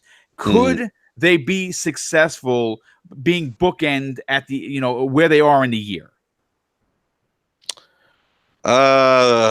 Good question. Well, I don't know. I know Slow-Mo is very bullish on The Last of Us 2 coming out, but I guess, and if it does come out, it wouldn't surprise me. I'm not going to say whether or not it's going to come out, because I don't know, and I hate speculating. But if it did come out, it wouldn't surprise me. But then you got to believe that for such a big title like The Last of Us 2, and then Sony not being at E3, you got to believe they'd have to have some kind of like event, right? To show off even more gameplay and kind of, get it prepped for launch. Like, I don't see them just saying, hey, put on a news, a news clip saying, oh, by the way, The Last of Us 2 is dropping in October. I see them doing some kind of event, and they're not going to be at E3 this year. So for me, it begs the question, well, if it is going to launch, then wouldn't they have some kind of event where they're going to showcase the game? These two games in particular, too. Yeah. We just saw Ghost of Tsushima, some gameplay footage, but we haven't seen much more. And I don't see Sony just saying, oh, here's Ghost, it's ready, without showing some more gameplay footage and hyping it at like maybe like a PlayStation fan event.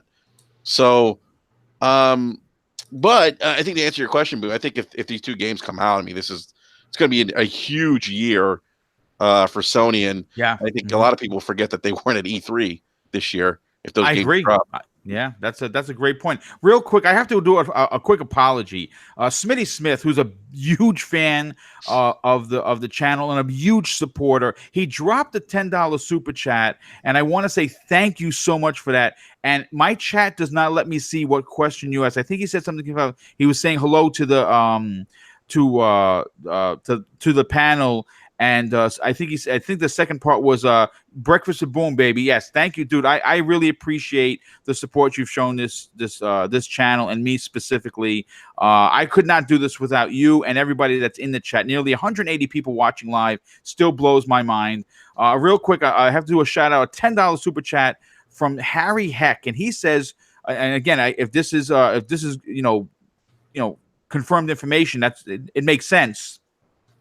He says Sony pulled their staff from E3 2019 and put them into early work to secretly work on huge marketing stunts behind the curtains throughout 2019 for all their exclusive game releases in 2019 and early 2020. That actually sounds like a legit point of view. I don't know if it's an as a matter of fact, but that's fantastic. And he drops an additional $5 super chat. So really, dude, thank you. That is extremely kind of you. He said, "Who knew about Spider-Man marketing stunt in New York?" No, I didn't know about that before it came live. Nobody. Sony will go all in 2019. Yeah, I'm going to say this, and I've said it before. One of the things as a content creator And as a person that's been able to watch the gaming industry grow from many aspects of gaming as long as I have, Sony's marketing is just, God, my God, it's so top notch. It's so, in your face. We're here, and they're like the bully. They just come in on the scene and they expect people to give them the lunch money. And really, I mean, that's how their marketing is. It's in your face. It's personal. It's on everything. Movie theaters, basketball courts, every YouTube video. It's everywhere. And that's why they're winning. That's why they won this generation. There's no denying it. But I want to get to Dean's point on this. Dean, listen, there's no doubt about it. We've seen what The Last of Us looks like. It's going to be a masterpiece. I cannot wait to sink my teeth into it. I want to know what's going on with Joel. I'm nervous that he's dead because they haven't shown him. I actually have a Joel and Ellie statue from the collector's edition from the first one sitting right above where I'm doing the show. I absolutely love Joel as a character. It's great to see that Ellie's going to be taking that, like that lead role, if you will. In your opinion, if they only get out The Last of Us 2, and I say only, I'm not even being facetious because it's going to be big, but if they're only able to get out that and Ghosts winds up moving later on, how big of a year you think Sony's going to have in 2019, considering that there's a lot of negativity for them skipping E3 2019? Well, if they did manage to get both of the games out, well, then their year is going to be a lot bigger than I already thought it was going to be, because I wasn't expecting either of them to release this year, considering there really hasn't been too much new information or anything like that on the games. I am a pretty big fan of The Last of Us. I do prefer Uncharted, just saying. Yeah, but like I am hyped and excited for The Last of Us. What they showed so far with that gameplay trailer was pretty amazing just to see. And Naughty Dog, like another company that has proven themselves game after game over the last few years with their releases, that they're a company that just they know how to deliver high quality in their games, and you get what you pay for, basically. It's not going to be loot boxes and shit. You're getting a good story. Sometimes like the story is more of the focus over the gameplay. But it does be fun. I like the gameplay in The Last of Us. It's good enough. Uncharted is pretty fun. But I don't know if they're going to release both of them because lots of people are expecting the PS5 to be announced this year and released next year. So if they did release for the PlayStation this year, then they don't have as many companies owned. Like Microsoft has bought lots of new studios, so if they release them this year, those companies are going to have to make new games, and that's going to be like another 3 to 4 years that they're going to have to wait for a new game to release on the new PlayStation. So either they come out this year and then they have like a slight remastered version like what they already did with The Last of Us for the PS4, or maybe they'll just have enhancements like what the Xbox does now. You get an Xbox game and then you play an Xbox One X. It just has an update that makes it look better on that system. I don't know what way they're going to do it. But if they do release The Last of Us 2, I do agree with what people have been saying and what has been already said on the panel. They can release it at any point this year because it is a game. The name is big enough, I think, because the success was all over the place when the first one came out. The game did extremely well, and I think it's safe to go against that, and Microsoft has. The only thing Microsoft has now with the Game Pass, like lots more people will have access to get their games. So, I just think I was kind of lost for what I was going to say. Like, I was just listening to what you were all saying, and then I had something, but then it was already said, and I kind of like don't know what else to add that hasn't been said. Like, I don't honestly think they won't release it this year. I think they're going to hold off on The Last of Us for the next generation. I mean, well, listen. I mean, they did. I mean, I hear what you're saying, but they did release The Last of Us 1 at the last year of the PlayStation 3. And then they released the updated HD version, I guess, if you want to call it, or the amped version. I played both, and I beat both. Didn't The Last of Us come out in August, like a couple months before the launch of the PS4? Yes. Yeah. Okay. And then shortly after they released it, which was good marketing on their part. Listen, get more people to play.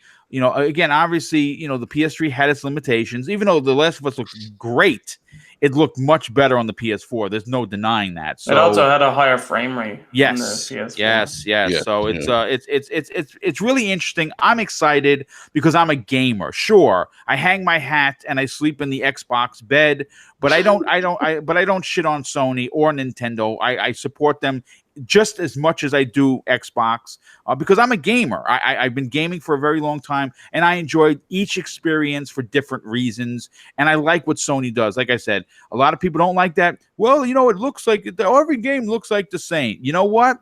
Keep dishing them out, Sony, and I'll keep buying the collector's editions because I'm all effing in.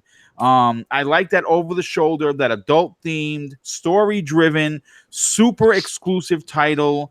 And I'm always going to enjoy that. But Boom wants to go broke this year. Is what he well, I'm not too far from it because this year has already been devastating. But I want to move on to the next topic, and it's concerning Respawn Entertainment. Now, listen, we're not going to talk about Apex Legends, right? We know 50 million players in a quarter of the time that Fortnite got to it. Yet we know that they hit a home run with this, but that's not what I'm here to talk about. They did a tweet earlier this week that got me super stoked. This is what it said. Did you hear Star Wars, The Jedi Fallen Order will be at Star Wars Celebration in Chicago. See the game for the first time on April 13th. All I can say is yes, and finally we get to see what Respawn has been doing. I mean, look, Star Wars has taken it on the chin thanks to EA's shenanigans. And I'm being facetious, but in 6 years since having the license, we've had more cancellations than actual games. You know what I'm saying? Now, take it or leave it. Star Wars Battlefront looked gorgeous, right? The first one came out. It had its shortcomings, but the game looked good, played very well. Second one comes out. They add the single player campaign. I thought it was a compelling story. I really, really enjoyed learning about the bad guy side point of view of things. It was short. And then, of course, what could you say? The loot boxes were just a disaster for the company.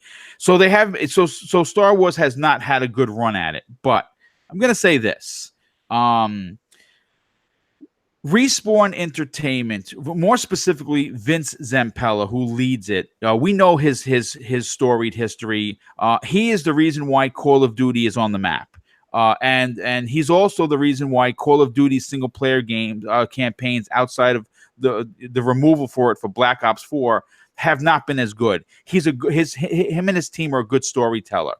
And how you say, well, how do you know that? Well, if you took the time to play through Titanfall 2's story, you'll realize that is the talent is there. So, of course, when I heard, and when we all heard that Respawn Entertainment was going to, get a chance at an original Star Wars story, I was all in. Listen, I have complete faith in them. We know the quality. Whether you like Titanfall 2 or not, it was a quality title. EA's marketing ruined that game because they sandwiched it between Call of Duty and Battlefield, which it literally ate itself. It was ridiculous. But if that game would have come out like maybe in the summer, 4 months before those two games, it would have sold boatloads because it's a Respawn game and it's Titanfall. But this is my question to the panel. After playing through Titanfall 2's outstanding single-player campaign, I had no doubts that they would be able to pull off an incredible original Star Wars story. what are your expectations for Respawn's Star Wars title, and how excited are you that we're actually going to finally see it actual gameplay on the 13th? Slow-mo, I want to start with you, dude. I know you're a Star Wars fan. Are you excited to see what Respawn has been up to? Oh, absolutely. It's especially considering, I think I read some comments from Vince where he was saying that they brought on a whole new team to do this game, the Fallen Order game, and that it won't be what everyone kind of expects from Respawn. It won't be a first-person shooter. I think he actually said it's going to be third-person perspective. When I heard that, I really kind of perked up because I'm like, wow, they're really kind of going out of their normal comfort zone. And considering how well the Titanfall 2 campaign was, in my opinion, best first-person shooter campaign this generation. I'm really looking forward to how they do this with Star Wars. I'm really looking forward to seeing that their level of quality with a Star Wars game now, and hopefully if what we saw with EA not really interfering too much with Apex Legends, that we won't get kind of the issues that we've seen with DICE and the Star Wars franchise. Again, like you said before, I've been somewhat disappointed with EA's handling of the license up to now, with a lot of the mostly single player campaigns, single player focused Star Wars games have been canceled and had troubled development. But this one seems to be, hopefully going to be is actually going to deliver. And if EA has let Respawn do what we know they can do, it should deliver. So, I'm looking forward to it. Yeah, I mean, look, let me just say this. There's a lot riding on this title for so many reasons. Obviously, we talked about it in our Anthem section, a segment rather, where EA is just not looked upon with confidence. They're not looked upon with respect. There are so many. I mean, I can open up a dictionary here and find a word that just says EA is a scumbag, and it's just they're just not looked at a good light, unfortunately. Now, listen, you got to call a spade a spade. EA's a scumbag. Yeah, I mean that's just what it comes down to. I mean, I'm going to be honest with you. I buy their games. I have EA access, so maybe I'm the asshole here. You know what I'm saying? I got it too, man. I think Hey, we all. I'm with you. Yeah, I'm with you. EA. Status, I guess. Yeah. I don't know. I don't know even how to put it, but it's what happens if EA ends up being my publisher? Oh, well, listen. Let's hope they don't. We're gonna start a crowdfund to self-publish the game then. But I mean, who knows? But Enrique, I want to get your opinion on this. Star Wars is big for us. We're a little older. We grew up watching it. Yeah. Of course, there's a generation gap that some of the younger gamers don't really care for the original 3. That their Star Wars is the Clone Wars, right? That they like it. That's a generational thing. For us, we grew up with Star Wars. It's always going to remain an important pop culture. Yes. For us, piece of pop culture for us personally. But my question to you is this: we know what Vince Zampella can do. We know what his team can do. We know we've seen it in Call of Duty. We've seen it in both Titanfalls. Are you confident going into the reveal on the 13th of what they're going to show, and what are your expectations for a single player story driven game from Respawn Entertainment? Boom! I am tempering my expectations here because I don't want to be disappointed. Okay, that makes sense. Because it's EA. Like when you throw EA in there, it's like, like they haven't had a good track record and haven't done. I don't think they've done a good job managing or handling of the Star Wars license, and I'm surprised that Disney really hasn't got more involved with that. Trust me. Well, yeah. Well, actually, they did send out a press release saying that they're happy with the way EA is handling it. And I got to be honest with you, a little taken aback by that, because if I was EA, I'd have been like, I mean, if I was of Disney, I'd be like, well, you canceled more games than you made. I got a problem with that. I think they're happy because they're getting paid regardless. Yeah, that's true. I mean, they're getting paid, and I think Battlefront 2 sold decently. So, I mean, I guess at the end of the day, it's dollars and cents to them. Yep. I guess, but yeah, I'm tempering my expectations. I'm excited though that Respawn, considering the pedigree and games they put out, that they're working on this game, and I am anticipating a more of a story-driven Star Wars game from them. I know that the director of God of War 3 is actually heavily involved in Fallen Order.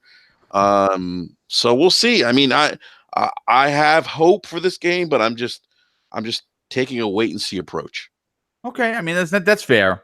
That's fair. I mean, obviously, when you say EA, there is definitely a lack of confidence, especially having two so Star Wars pedigree games prior to this, and quite a few cancellations. Different people, big talent. Amy Hennig leaving, Jade Raymond leaving. Visceral being destroyed. It's yeah. So I see your point, and it does make sure. I mean, my glass is always half full. It's always unicorns and rainbows for Boom all day long. So I'm going in with the Star Wars blinders. The fanboy is jumping on, and I'm going to hang on to this thing until they shake me off. But Don, I want to go to you because I know you had said something about EA may be my publisher. As a developer, and that's why I enjoy having you on the show, because you come to us and you're a gamer at heart, but at the same time you're a professional and you have a stake within the industry.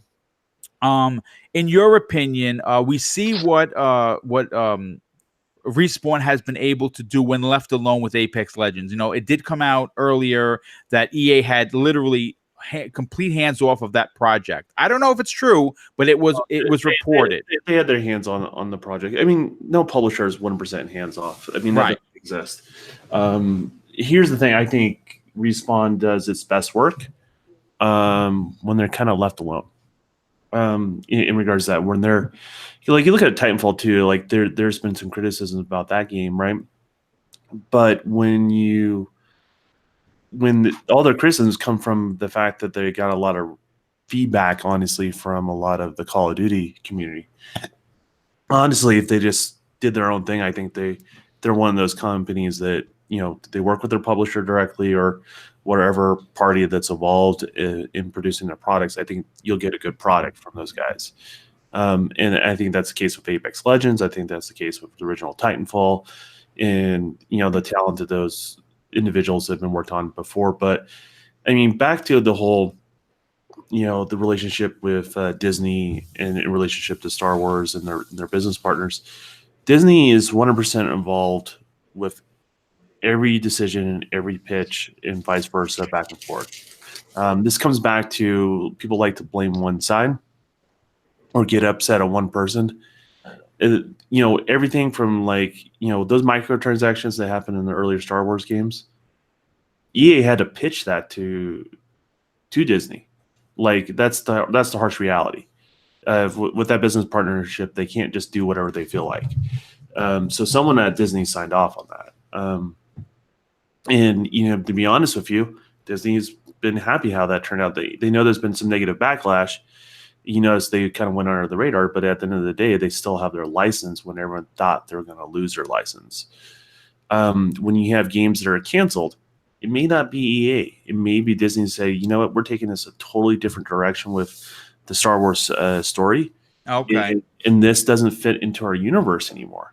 And then you have to have a conversation, and it's a back and forth conversation. EA has to have probably a conversation with, this is my speculation, with Disney and say, okay, well, we spent X number of dollars. We're at a point of no return. Either we cancel the project or we start from scratch entirely. Is it worth it? And they have those conversations. And I don't think EA just cancels games, that are supposed to be under the Star Wars license out of nowhere. So, I mean, there's a lot of back and forth that happens. So what's interesting about the whole Titanfall dev team, Respawn working on this, is because this is the game that made it through the gambit of all that, right? All the politicalness of Disney, where they want to take the franchise, EA trying to manage a publishing company, all that sort of stuff. And so that's what excites me. He said, okay, this is actually something that has to do with the future of the Star Wars universe. So I am curious because it made it through the gambit of everything. So.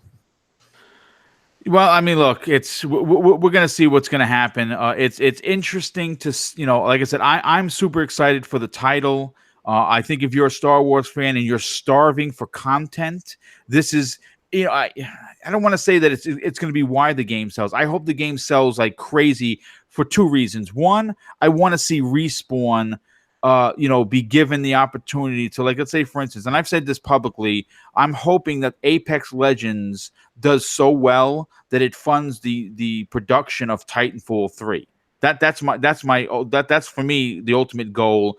If Star Wars, Jedi: The Fallen Order is successful, I'm happy on two fronts. One, as a fan, I'm excited because it's a good, strong Star Wars original story. But then again, I bring it all the way back around to I want to see Respawn continue their success. Dean, I want to get your take on this because I know you're a Star Wars fan as well. How important do you think it is to the industry, the gaming industry, to have a Star Wars game come out and kill it? No bugs, no nonsense, no bullshit. Just a great Star Wars game. The high 80, early 90 meta. Graphics, new characters, new story. How important do you think it is for the title, but more importantly, the industry, for this to do well? I like, for me personally, and just a few other people, friends included, that I've talked to, like, it's extremely important. EA just haven't done justice at all with this franchise, with Star Wars. Like, Star Wars Battlefront 1 was, online only, wasn't that great. Me included, lots of other people cut us some slack. They had to make this game from scratch. New assets and all that stuff. They got the feel right. The gameplay was fun. Let's see what they do with the second game. And, the story was short. It looked amazing, but, the way they managed it with the microtransactions, like, EA just dropped the ball big time with Star Wars. Then you have all the cancellations with the games. It just hasn't been good at all. So for Respawn to come out with this game, like, it really does just have to, like, hit all cylinders. Like, it just has to be a great Star Wars game. Yeah. For people to actually want EA to still have the license. Because all you hear now when you go into a podcast, YouTube, anything like that, people are just constantly commenting and saying, please, Disney, please, just whatever deal you have going on with EA, break it, just find a way out of it, give it to someone else, because EA are... Did that too, though. That's the thing. Wait, say that again? Sorry. So who do you give those franchises to? I mean, there's only so much talent in the industry out there. So, I mean, I'm curious who you want to see working on that stuff. I actually would prefer their old way. LucasArts, when they basically gave it out on a per developer basis. Yeah, they had some duds, but then that's how we got some really good games like Knights of the Old Republic. They took a shot on that with Bioware, and it worked out. I think if you leave it in the hands of just one publisher, you're going to deal with a publisher who's going to do things only in their way. And so far, for what we've seen, all the Star Wars games have come out full of microtransactions. What did I tell you? If monetize the game further, and not really too much on just really the quality of a strong single player campaign. Well, and you may not like this, but the majority of the people, when they shut down LucasArts, the majority of the people left to EA. Oh yeah, I'm sure. I'm sure. 2/3 of them. So the question is, like, then what do you do, right? Like, I think it's just easy to say, hey, this person should do it, this person, and I think, I mean, I don't know if I want Ubisoft working on Star Wars games. I would love to see them working on Star Wars games, but I don't think that's a good fit. I don't know who. I don't know who's a good fit. That's the thing. Well, I wouldn't give them the Activision. I could tell you that for sure. Yeah.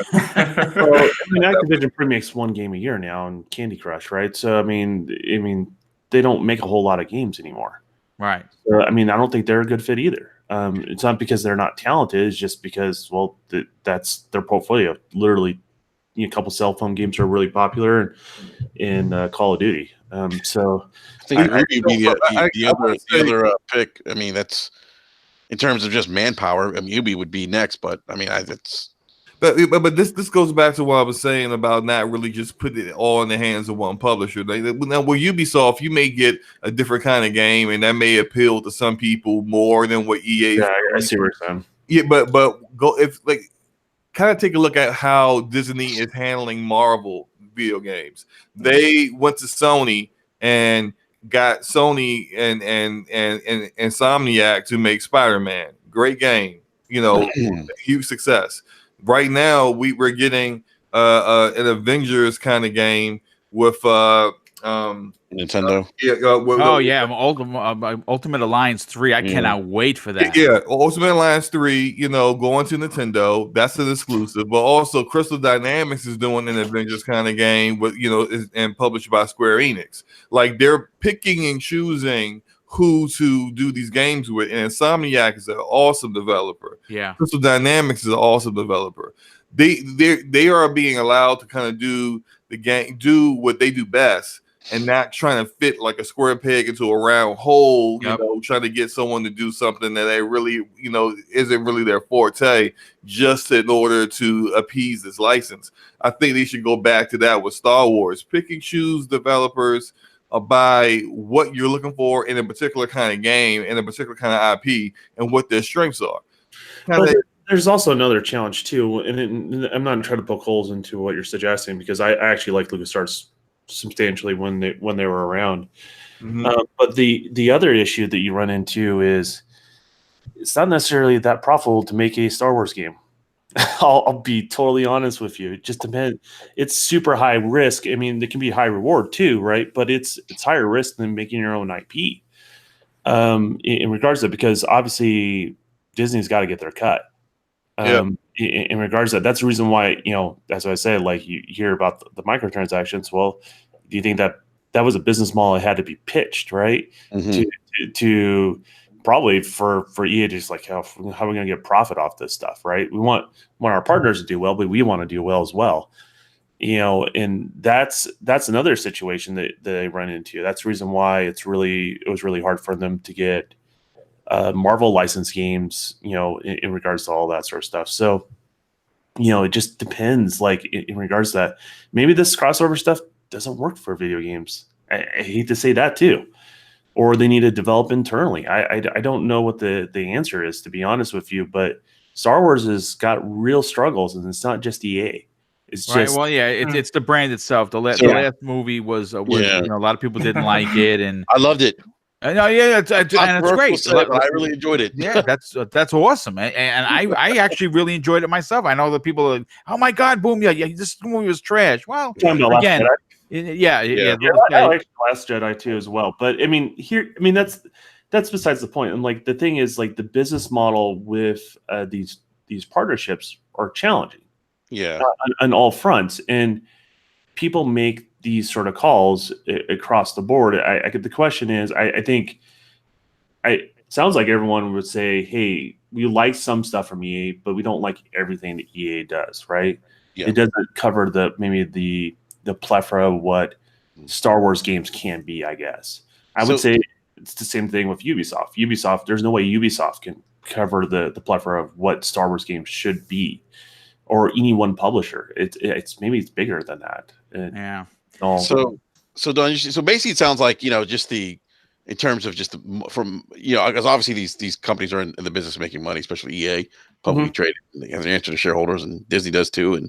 But so it sounds like the challenge is how can we make this game make sense for us from a monetary perspective, and also please our partners, and that kind of puts, it sounds like, the Star Wars franchise kind of in a it puts it in a bind. It puts it in a bind. It really does. Like, and here's the thing, and I'm coming from probably more experience than I'm foretelling here on the podcast, but yeah, it's a challenge. Like, for example, if if I went up to Disney and said, okay, or I had the opportunity to make a Disney product myself, right? Starting my own studio, that's what I'm doing right now. I don't know if I would take that deal. Mm-hmm. It's just I don't know if I can be profitable and handling one of their franchises.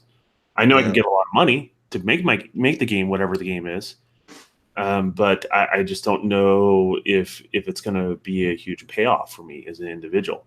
If I worked for Disney directly, sure, huge payoff. Yeah. I think that's a big difference there. But when you have these partnerships, I just think is a challenge. I just don't know how you do it. Yeah. Now, Don, wouldn't that potentially limit like your creativity too? Then, yeah. Anytime you're involved in any world, right? But the same token, as a creator, sometimes you want to be involved in those worlds. I mean, you go to Naughty Dog to work either on The Last of Us or Uncharted. You go to 343 because you want to work on Halo. You want to do that. And so, there's limitations anytime you're involved in those worlds. And some people also want that creative freedom. So everyone's just a little bit different on that sort of thing. I just don't want to go into all the legal issues with using other people's intellectual properties and all the challenges that come along with that. I'm just looking at whatever I can build. I'm like, I can build my own characters, so I don't know. Yeah, well, I mean, look, I can say this. First of all, this was a great topic. Everyone had fascinating insight, by the way, Don. That's yes, really that's like I said. That's why I enjoy having Don, because you get to see that there is people seem to forget it. There's a real business side to gaming. I know it's unpopular to talk about, and some people don't want to hear it. They want to put their head in the sand and say, no, it's just games. Some people just fun. Be upset, and they want to know who to be upset at. Yeah, right? yeah, it does. And then like sometimes it's just not that simple. Like you can. Here's the thing: it's a free market. People are supposed to put a product out there, and if the product appeals to you, you should buy it. If not, don't get it. Right? Like that's the bare bones basics of it. But I think with games more so than any other media is people are more emotionally invested in games than anything else because I think it tugs at those heartstrings just so much more because it is music, it is art, it is film. But there's a third piece of there's a final piece of the puzzle, which is the gamer. The gamer is the last piece of the puzzle, right? And the interaction with whatever that entertainment is. So, gamers are more invested, I think, than anybody else. So I totally get where gamers are at. I just always want to try to bring understanding to get people to think about it, because more I think gamers understand this stuff, the more they can go, huh. Because you never know. You guys may inspire the actual solution down the road. I don't know. I'm banging my head against the wall, right? But you guys, if you guys have an understanding, and more of you guys have an understanding, the better the industry, I think, is going to be in the future, to be honest. What you just talked about really brought up an example of gamers actually affecting the end product of a game. And I hate to keep going back to The Division, but The Division 1, when it launched, it was like the hottest selling Ubisoft entry level IP they've ever had, and then very quickly took a nosedive with a lot of issues, bugs, issues with the engine, and then also just massive inexperience with this kind of game. Right. Something they did when they came out with the 1.3 update patch, and it really almost drove a large portion, almost 90% of the people who were playing the game away from the game. They came up with a great idea. They called it their elite task force. They got equal number of content creators who were playing The Division frequently, as well as just regular gamers, just regular old guys like you and me who sit down and play and were playing the game. They saw all the numbers. They saw who had the highest amount of playtime in the game, and they reached out to them. Hey, we'll fly you out to wherever country they're in Europe. I can't remember which country it is. We'll fly you out, no expenses to you. We'll get you room and board. We want you to come out and see what we're working on and give us feedback.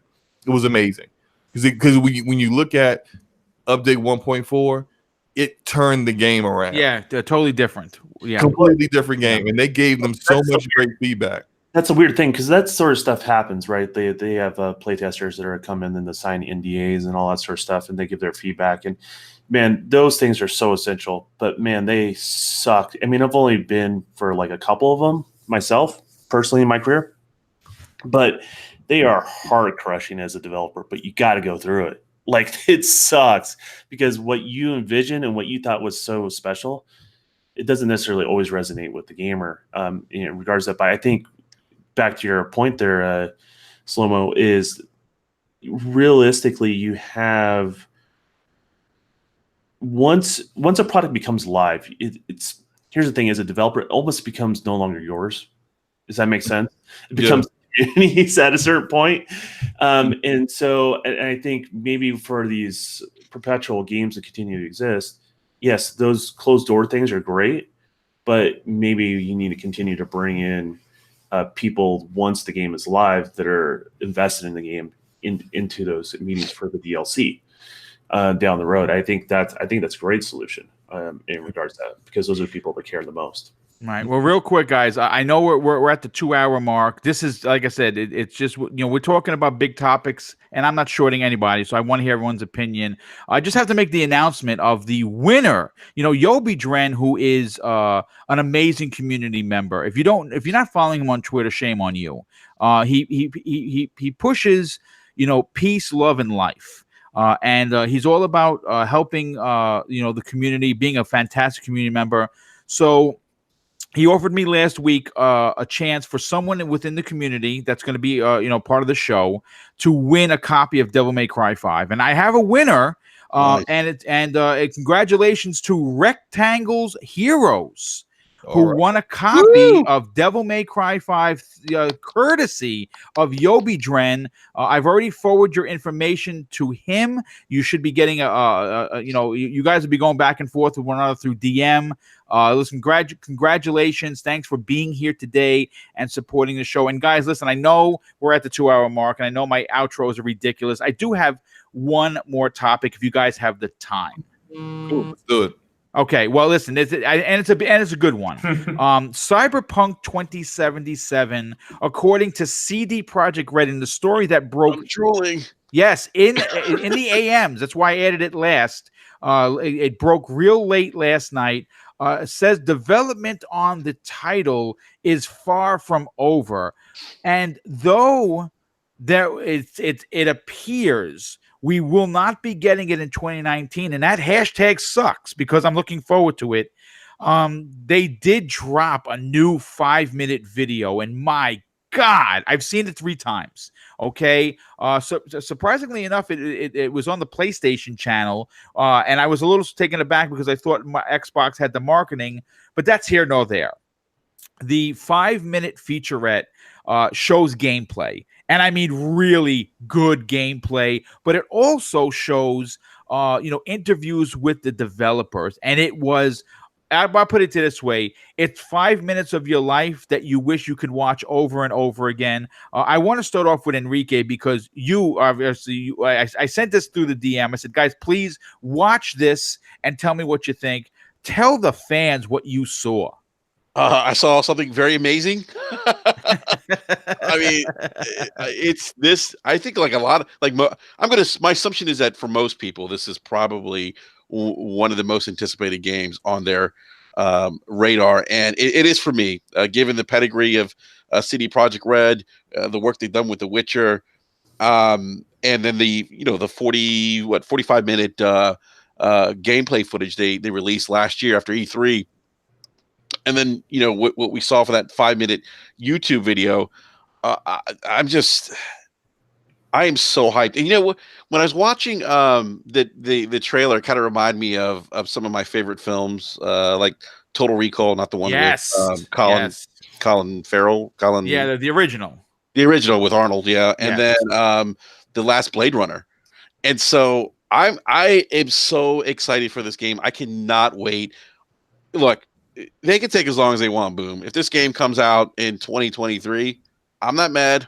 Take your time, make the game good, and it's interesting it's funny, like as they were talking about development of the game, they're like, yeah, there's some ideas that we thought were great, and then we realized they weren't great, and then we thought they were great again, and then we realized. So they're really, I get the sense they're really taking their time with making this game, and they're gonna release it when it's ready, and I'm okay with that. I'm okay with that. Yeah, no, I mean you're right. Finished and broken. No, but let me just say this: what we've seen in the 48-minute video from last year and the 5-minute video from 2019, the game looks so polished. It looks so real. The world looks so alive and so big. Oh man, and I said this, privately when we were talking, before the show went live. Whatever year this game comes out, whatever year it is, 2022, 2025, whatever, it's going to be game of the year. It looks. I'm going to say this. The Witcher 3 was and still is the game of the generation. For this particular generation. Again, say what you want about Red Dead. Red Dead, great, looked beautiful, but The Witcher is The Witcher, and the DLC was as good as the actual game. Some people may even say Blood and Wine is better than the game. Okay, I know people have like Luca, for instance, she's put hundreds of hours into that game, beaten it multiple times. I know plenty of people. The Welsh Gamer loves The Witcher 3.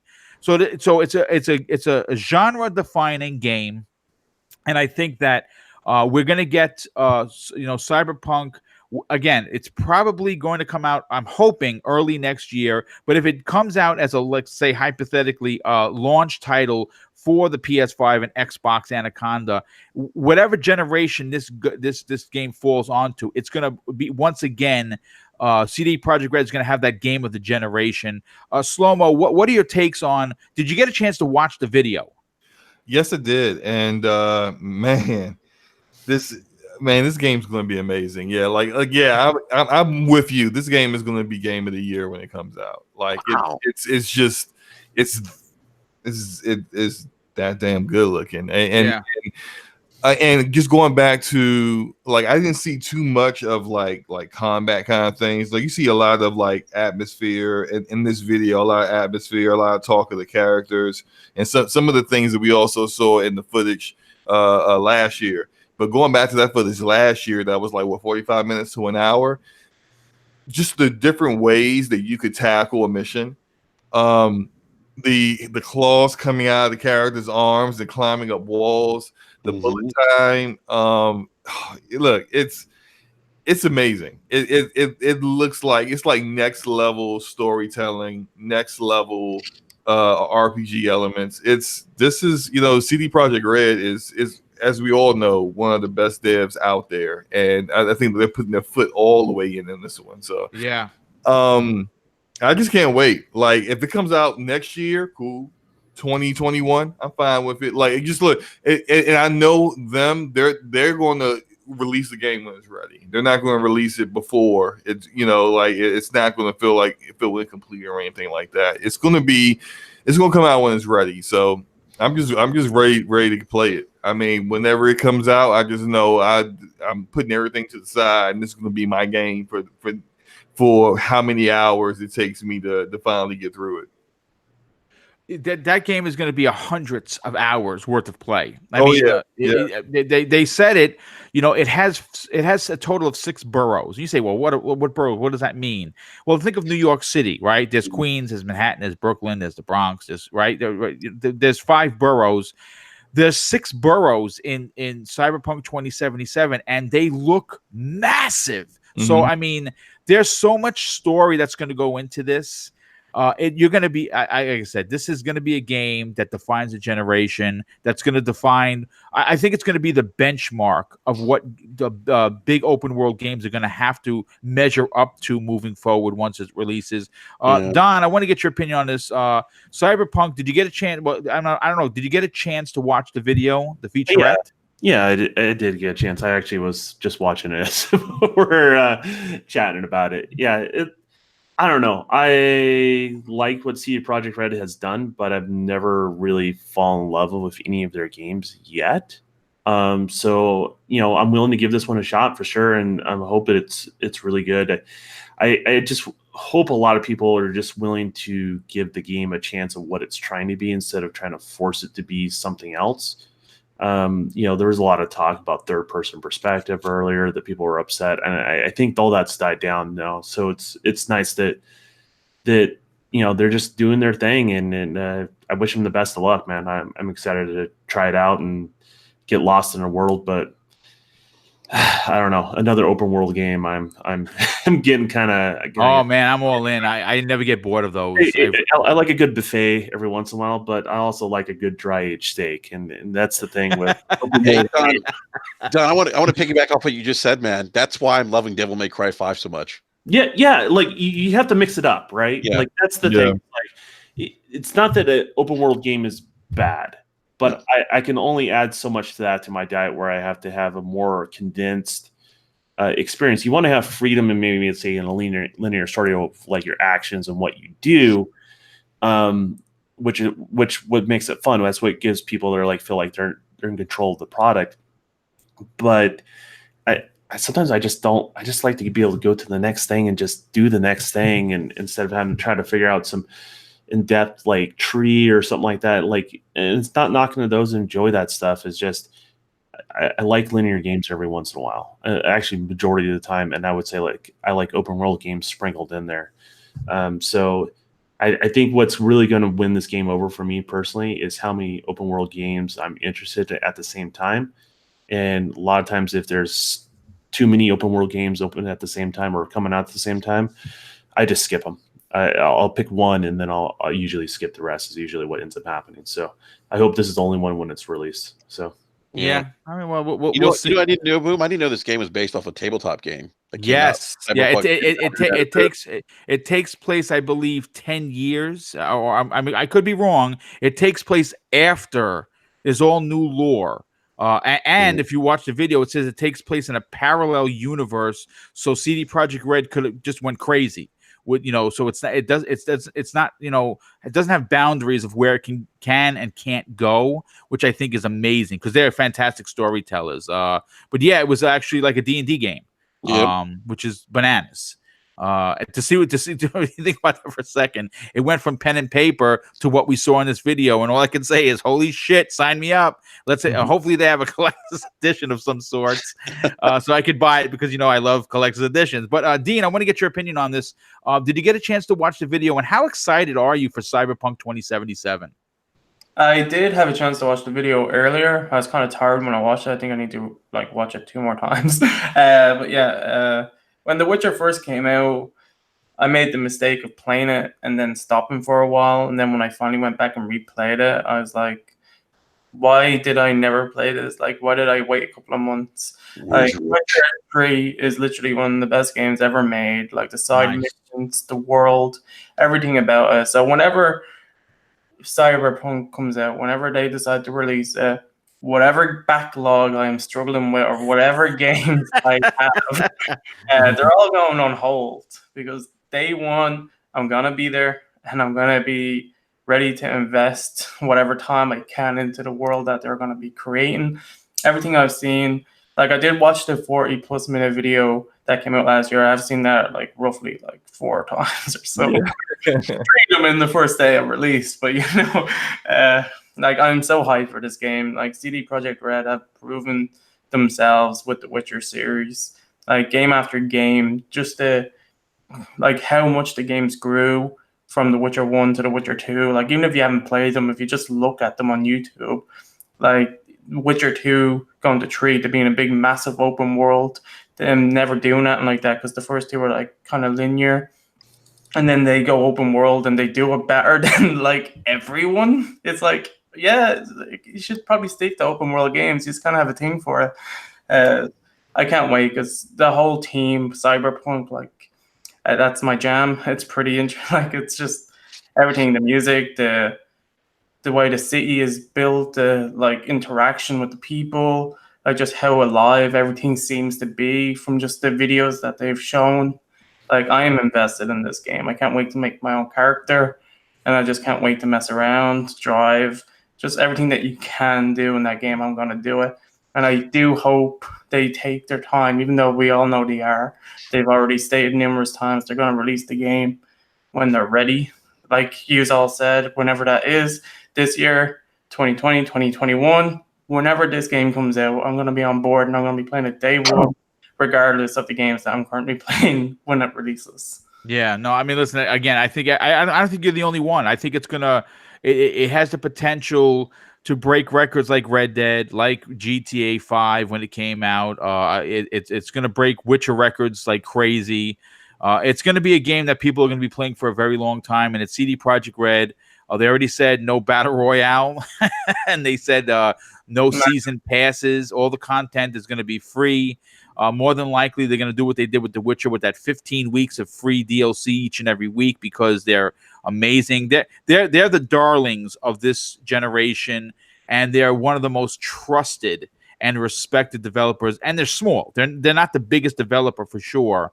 But this has been an incredible show. I mean, really from start to finish. I wanted to say for anyone that bought The Witcher, like if you've got the physical, like the disc version. Like in the box, they also had like a thank you note for the people. Yes. Because I thought that was so awesome. Like, yeah, no one does that. That's a great point, Dean. I actually have that, a thank you note saying we appreciate the support and thank you for buying our product. No one does that.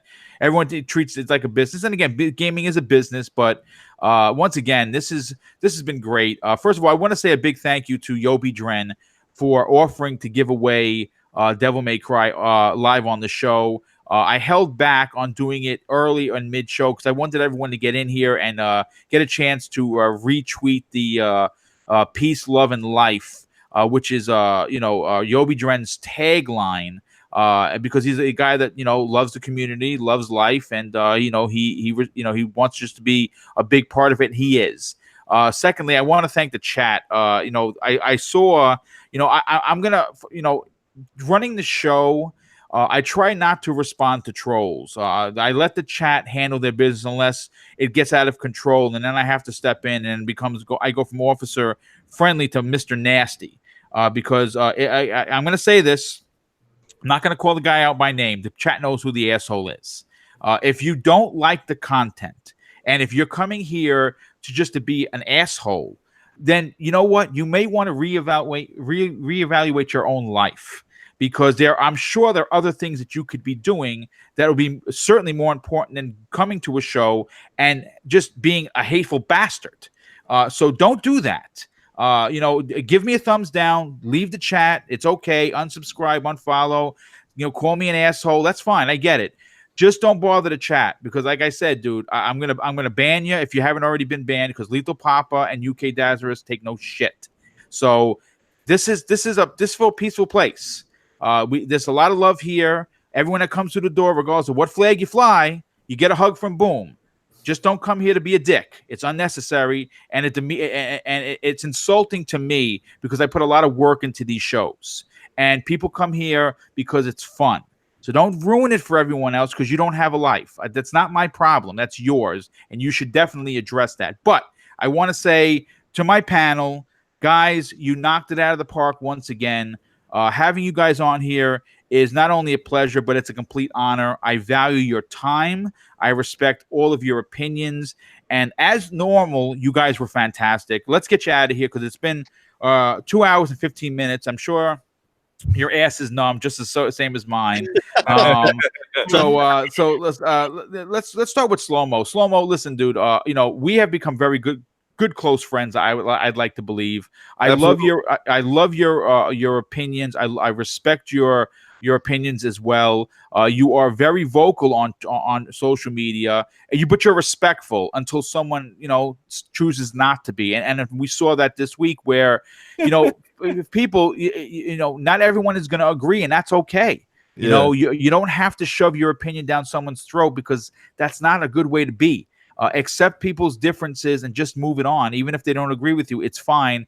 Slow-Mo, you bring a lot to the table for Brap. You bring a lot to the table to Luca's show. And you're a quality community member. Please tell everyone they could find you, my brother. Sure, yeah. And again, thanks, Boom. Thanks for inviting me. Thanks for the kind words. I try to be a gentleman in most occasions. And scholar. Yeah, and scholar. The keyword try, as Enrique knows, I can flip the script pretty quick.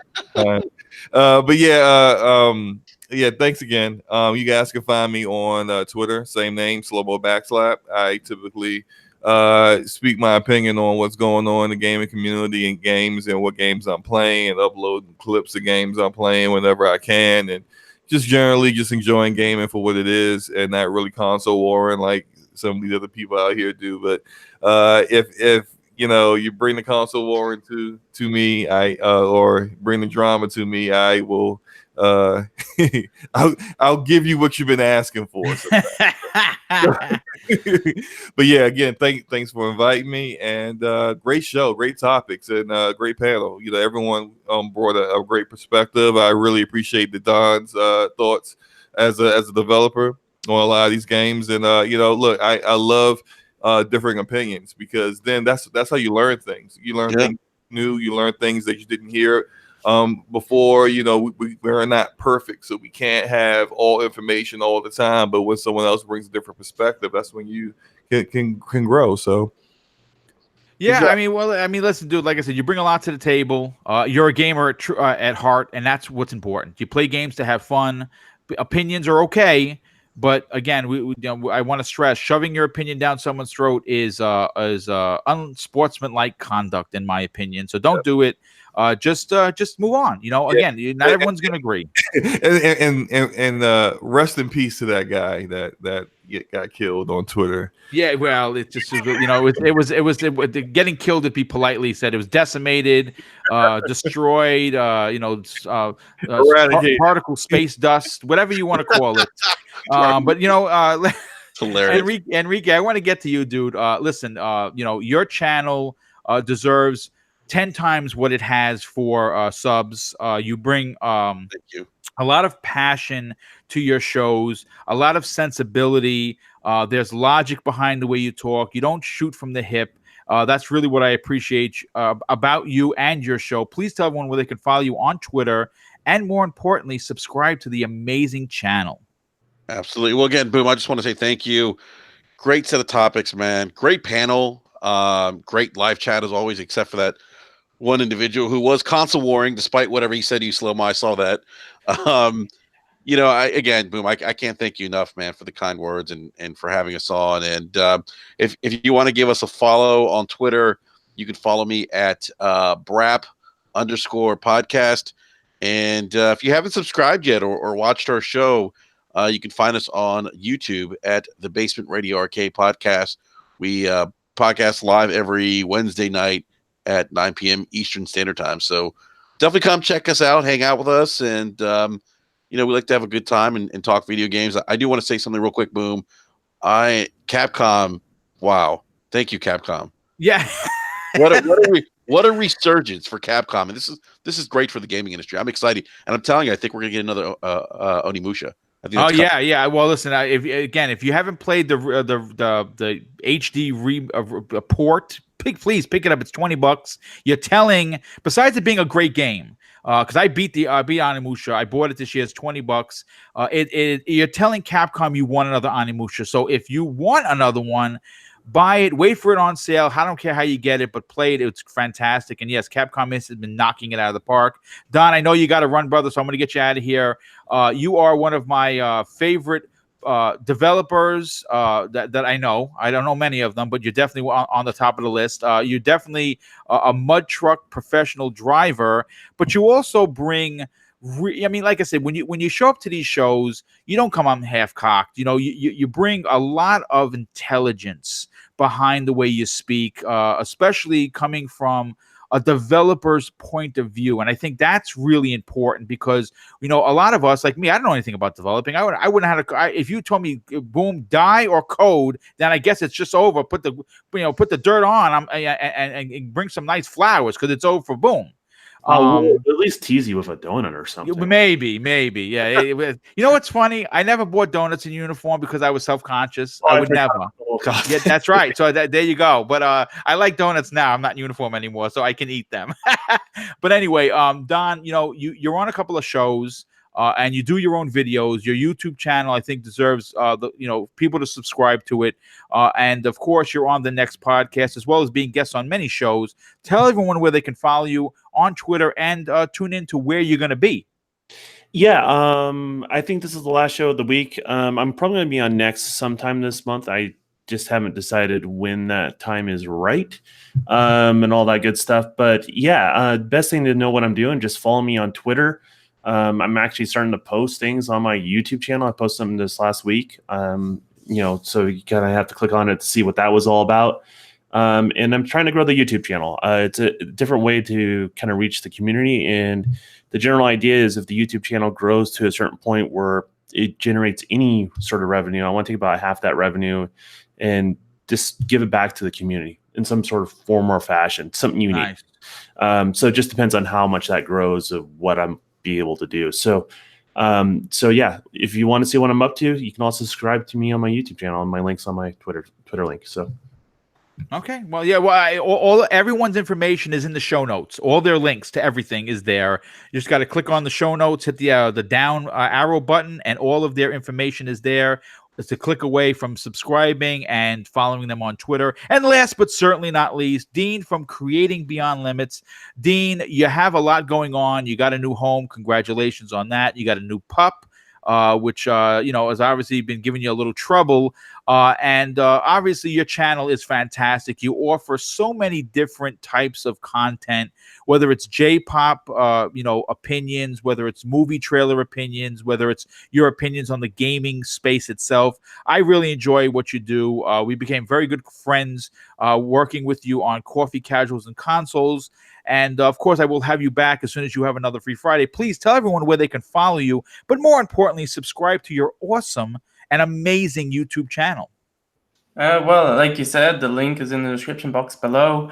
I do, like Boom said, I do reaction videos, I do gaming videos. Gaming videos have been on pause due to the move and setting up. And like I said at the start of the podcast, I do have a capture card on the way, so I can actually start to record videos better, other than just using the built-in DVR thing on the Xbox itself. So more gaming videos will be coming soon once I learn how to set it up and do that when I get it, and more live streams and stuff like that. But yeah, I had a great time being on. I had a little bit of a brain fart at one part during the whole Anthem part. But it's been a couple of months since I was on a podcast. I was on Coffee Casuals and Consoles a while ago, and that's where me and Boom met. But it is good to be back, and it was just an awesome show. Lots of stuff has happened in the last few months, gaming-wise. So it was good to talk about the newest stuff that was going on in the last week, and I can't wait to be back on whenever I do get a Free Friday. So hopefully, yes, well, you'll be getting the call, or actually, like I said, just drop me a DM and we'll have you in. But once again, again, we got to get everybody out of here. I hope everyone has a fantastic and safe weekend. Lots of gaming. I really want to stress your opinion matters to me as a content creator. But I also want to say that if you're going to come to the chat, please do it to be a good guy.